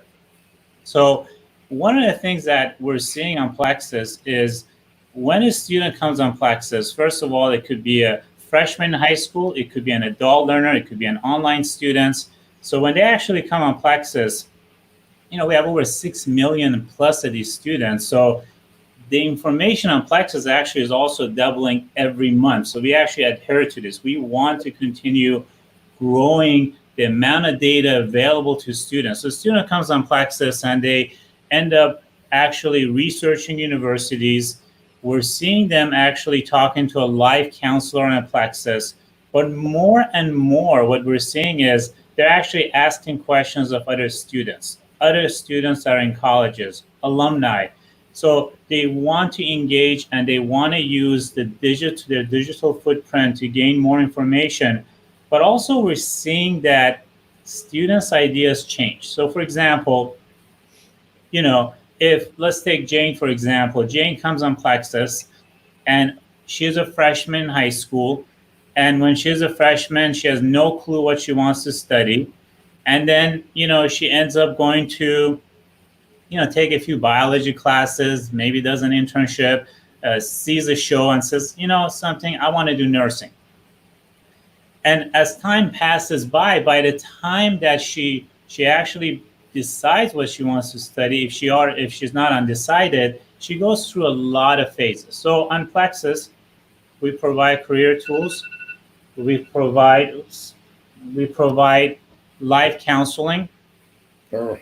We provide the college readiness report and much more. So one of the things that they get as a student gets from a college readiness report, Jane comes on Plexus, says, I want to study nursing. I want to be a nurse. I want to live in Chicago when I graduate. And really my target is to make $70,000 or more in salary. And so we actually start putting these outputs out for Jane. So Jane, perhaps, these are some other, majors and career outputs that other students who also have thought about nursing have considered. So, what kind of degree do you need to actually make that kind of money? What do you need to study? What are some alternative things that you may want to consider, like public health? As you start thinking about healthcare, what is the next 10-year trajectory when it comes to job growth? Those are all the information the student now has at her fingertip. But then Jane evolves, right? So this is why we're not a big believer that, okay, you buy lead. Lead is just, it's just a picture of time. Really, the life of a student is a motion picture. It evolves and it changes. So now Jane takes a few more classes, and before you know it, she wants to study English. So she says, tell me, what does the world look like if I want to study English and I want to, move to St. Louis, for example, right? So Brad, if you go to the next slide, she gets a couple of ideas about, you could go into creative writing, you could go into teaching, but the salary becomes less. But you also need to really pursue a PhD. This is what the median salary actually looks like. So let's go to the messy graph, Brad. I want to kind of share what we're seeing across Plexus. So I'll try to explain this and make sense of this mess. So, we are not just providing this incredible product with millions of URLs and live support and students, and it's a messy process, but we're also providing very clear data to students as far as what is going on. And part of that data tells the student that, look, this is the salary, this is the job growth, this is the change and job opening in the next coming year. So if you're a university, yes, we work with you in thinking about the next 12 to 24 months, but I think it's really important to start looking at the next 10 years as well, right? These are universities who are able to adapt and look into the future, are the ones who are actually going to have a sustainable place in this economy.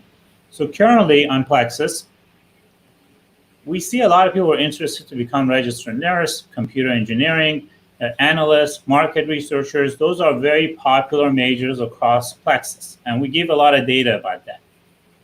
But once we actually started, looking at data much, much deeper, and this was a very long activity for us, we're seeing the jobs that are sustainable, that are going to be paying a lot, really emerge into certain fields. So for example, artificial intelligence, statistical analysts, operational management. Now, the operational management part kind of surprised us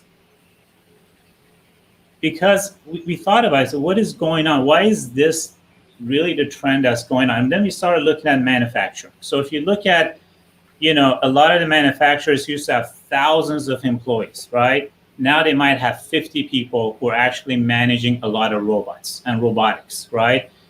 We think artificial intelligence and stats and robotics is just going to become bigger and bigger and bigger. So if you think about hospitals, healthcare, transportation, programmers, but robots just don't build themselves, at least not yet. They're going to need people.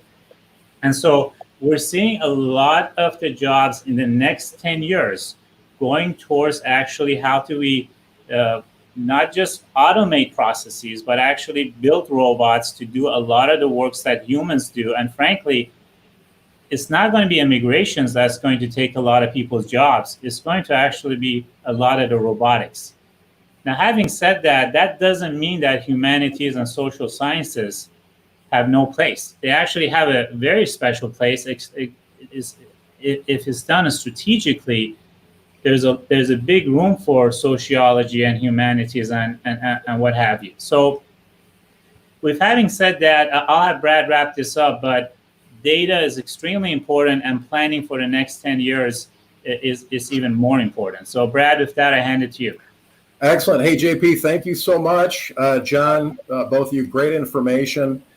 Just in closing, so let's highlight some of the key points that have been discussed today. We talked about customized engagement, early engagement, and giving your students the ability to connect and engage with students, and doing it in a way where you can connect them with live and also virtual counselors so they're college ready. Connect them with alumni to share experiences from your institution. And then also connect them with over 6 million students that are all sharing the same experiences in preparing for college and choosing a college that's right for them. The other thing that I think is important is use data-driven insight to help drive positive student outcomes. That's so critical.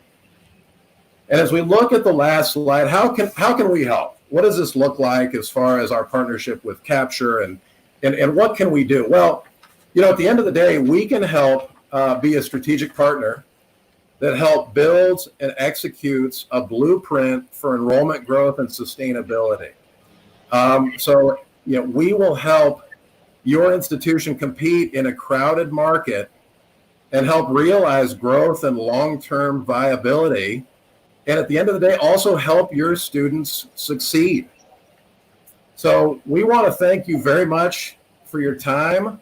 I've left my email address here. If there's any questions, we want to thank you very much for the opportunity, and have a great day.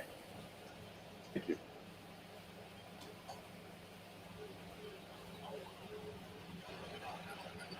Hey guys, Brad, John, JP, thank you so much for sharing all of that great information. As always, it is critical, right, to understand not only the journey of students, but what they are journeying into in the market, and how, as enrollment professionals, we can connect those dots. I'm fascinated, right, by the survey work that you've done, particularly in the last several months, right? If we take a look at the survey that and the results that you gathered in May and in April, right? And then your most recent, talk to us a little bit about any of the changes in perception or changes in needs that students are expressing from early in the COVID period to today. Well, I think three things. First, the level of confidence in the education system. Again, it's gone from a degradation of about 72% initially back in March to 85% less confidence now. So that's number one. Number two, students are open. They don't like the quality they've received, but they are open, and they are even more open now to true online education. All right, so fully online degree programs. We've seen an increase from before this occurred. There are about 9% of students who had an interest in that, traditional students. Now we see that at about 24%. So that's very significant as well. And luckily, we see a lot of students starting to cement what their plans are going to be. Mm-hmm. Okay, that's fantastic. Len, do you have questions for the Plexus crew? I think one of the most important statements, and it really aligns nicely with our company, is the importance of the journey. That, as we think about the student and interest, this is one of the biggest decisions they're going to make in their lives. And to have data points that represent that entire journey and just not one particular component. And when you have all those data elements, how you're able to create the valuable connection and the right connection with the student, right? That alignment between the institution and the student. And just really nicely done about really talking about all the different data points along that journey. Absolutely. Amanda, you've done a lot. Oh, I'm sorry, Brad.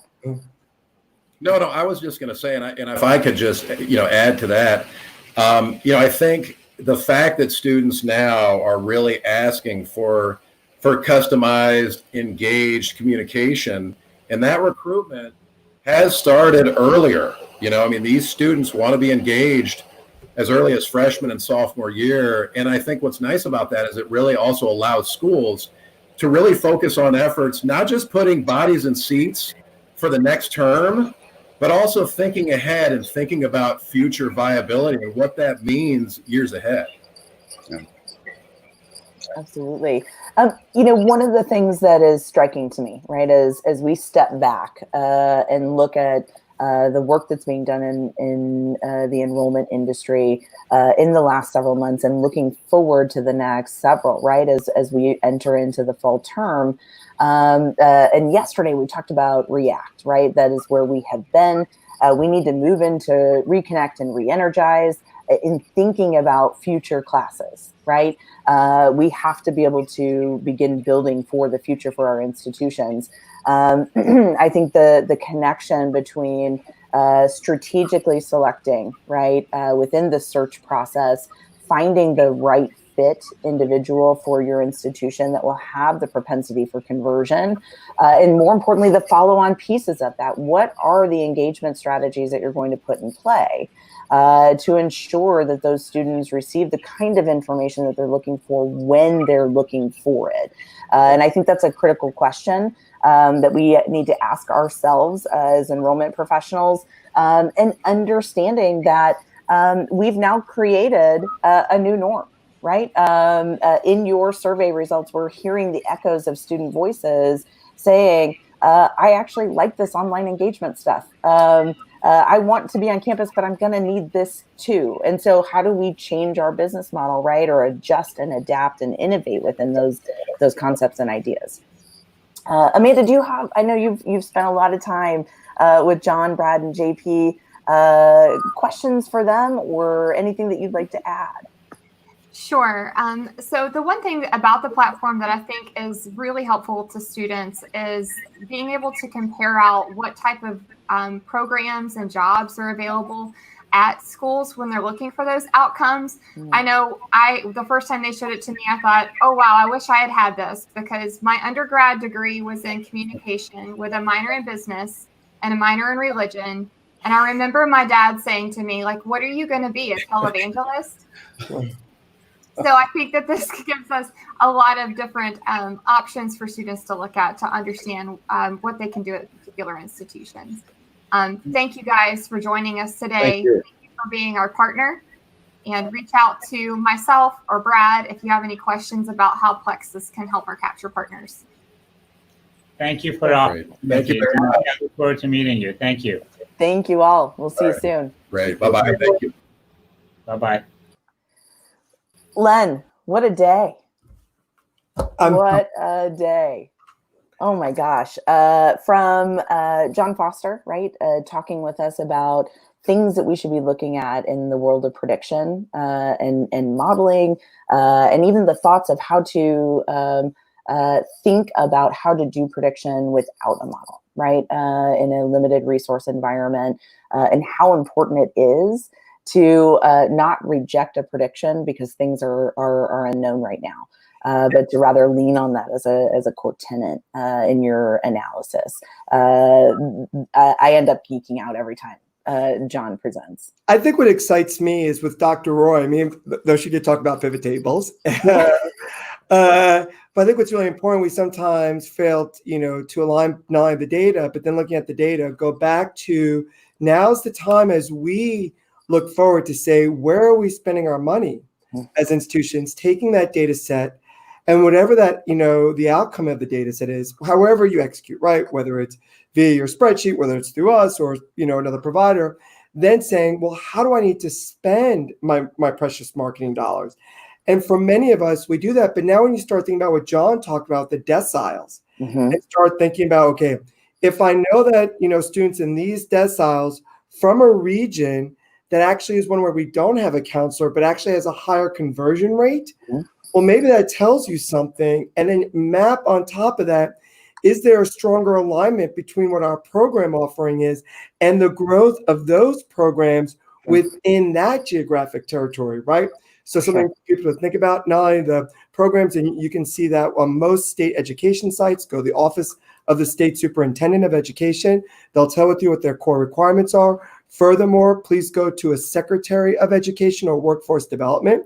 They'll share with you where those grants are that the state is investing in, for their population. So as we think about the post-traditional population, we also need to think about our data sets for that grouping, which is very different than the grouping that we, some of our clients talk about, which is that, 16 to 19-year-old, target population. And that's what excites me about once you not only do the model, then parlay those results, overlay it to additional geographic or qualitative information, and then align that to the marketing dollars and what you think the net outcomes could be for your institution. Absolutely. The possibilities are endless, right? It is what I take from today, and particularly from listening to Andrea again, is that curiosity is key. That data doesn't necessarily equal truth, but it is important for us to ask the questions that are important. And this is where I get very excited. So sorry, I'm a champion interrupter. For those of you who watch Best in Show, Westminster, 2011 and 12, I think what's really important to note is when you think about other virtual engagement platforms, right? So not only is there Platform Q, but many others. Well, if that student interacts with that, that investment that you made, now you tie it into all the other behaviors. Well, what does that mean when you put that into your predictive model? And so, there is this interrelationship that we're excited about. And then what are the next steps of the marketing tactics that we employ? And so, to continue to own engagement and measure engagement, will only get us, closer to being the stewards that our institution expects us to be. Strong stewards in how we not only spend the money, but also strong stewards in representing the institution and its capabilities. Absolutely. I am excited for tomorrow. We have some really awesome things on tap from the panel of folks in the industry, right? Vice presidents of enrollment, directors of marketing, coming together to talk about their experience. Right, their black and blues, their finest moments, from Biola to Colby Sawyer to Tennessee Tech to Indiana wasn't to represent every single type of institution and all these different programs, right? From baccalaureate to master's to online to certificate programs, right? So their world represents, this national community of enrollment professionals. Absolutely. Same time, same platforms. And there's one more thing, which I would be remiss not to say. Not only do we have a panel of enrollment experts, but then we also have a panel of creative experts. Yes. That following up, where they're actually talking about what are the best practices that are overlooked, that if you walk away and understanding from your comms to your creative and you incorporate them, you are able to measure the efficacy when you make these adjustments. And that's what these past 3 days are about. Absolutely. Walking away with things, 1, 2, 3, 4, maybe even 10 things you can implement on your campus and within your program to be able to have, that successful 2020-2021 year and beyond. Absolutely. So again, the housekeeping moments, if you have not yet registered, make sure that you go to capture.buzz/Innovate USA to be able to submit your registration. That gets you in the queue to be able to get all the important updates about Innovate, about Future Forward, and all of the resources that we're putting on tap for enrollment professionals and marketing professionals across the country. It also gets you put into the drawing for our giveaways, which we have a massive one this afternoon. We have one more, that's right. So we have one more giveaway for the Spa Finder, coupled with a $250 donation to the Boys and Girls Club of America. Again, as part of Innovate USA, Capture has selected 2 organizations that were matching up to $5,000. That's the Boys and Girls Club of America and the National Urban League.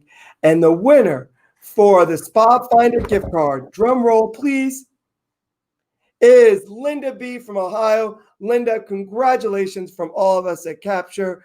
We will be sending you your gift card and making a donation to the Boys and Girls Club on behalf of you. Well, what a day. Tomorrow we have another great day, 2 panels, great discussions for everyone out there, from all of us here at Capture. It's been an honor to be able to work with you, for you to give us your time today, and hopefully we have given you back something in return that's valuable and something that will benefit your institution and your overall community. I cannot thank you all enough. Heather, thank you again for being here. Always a pleasure. See you tomorrow. Can't wait to see you tomorrow.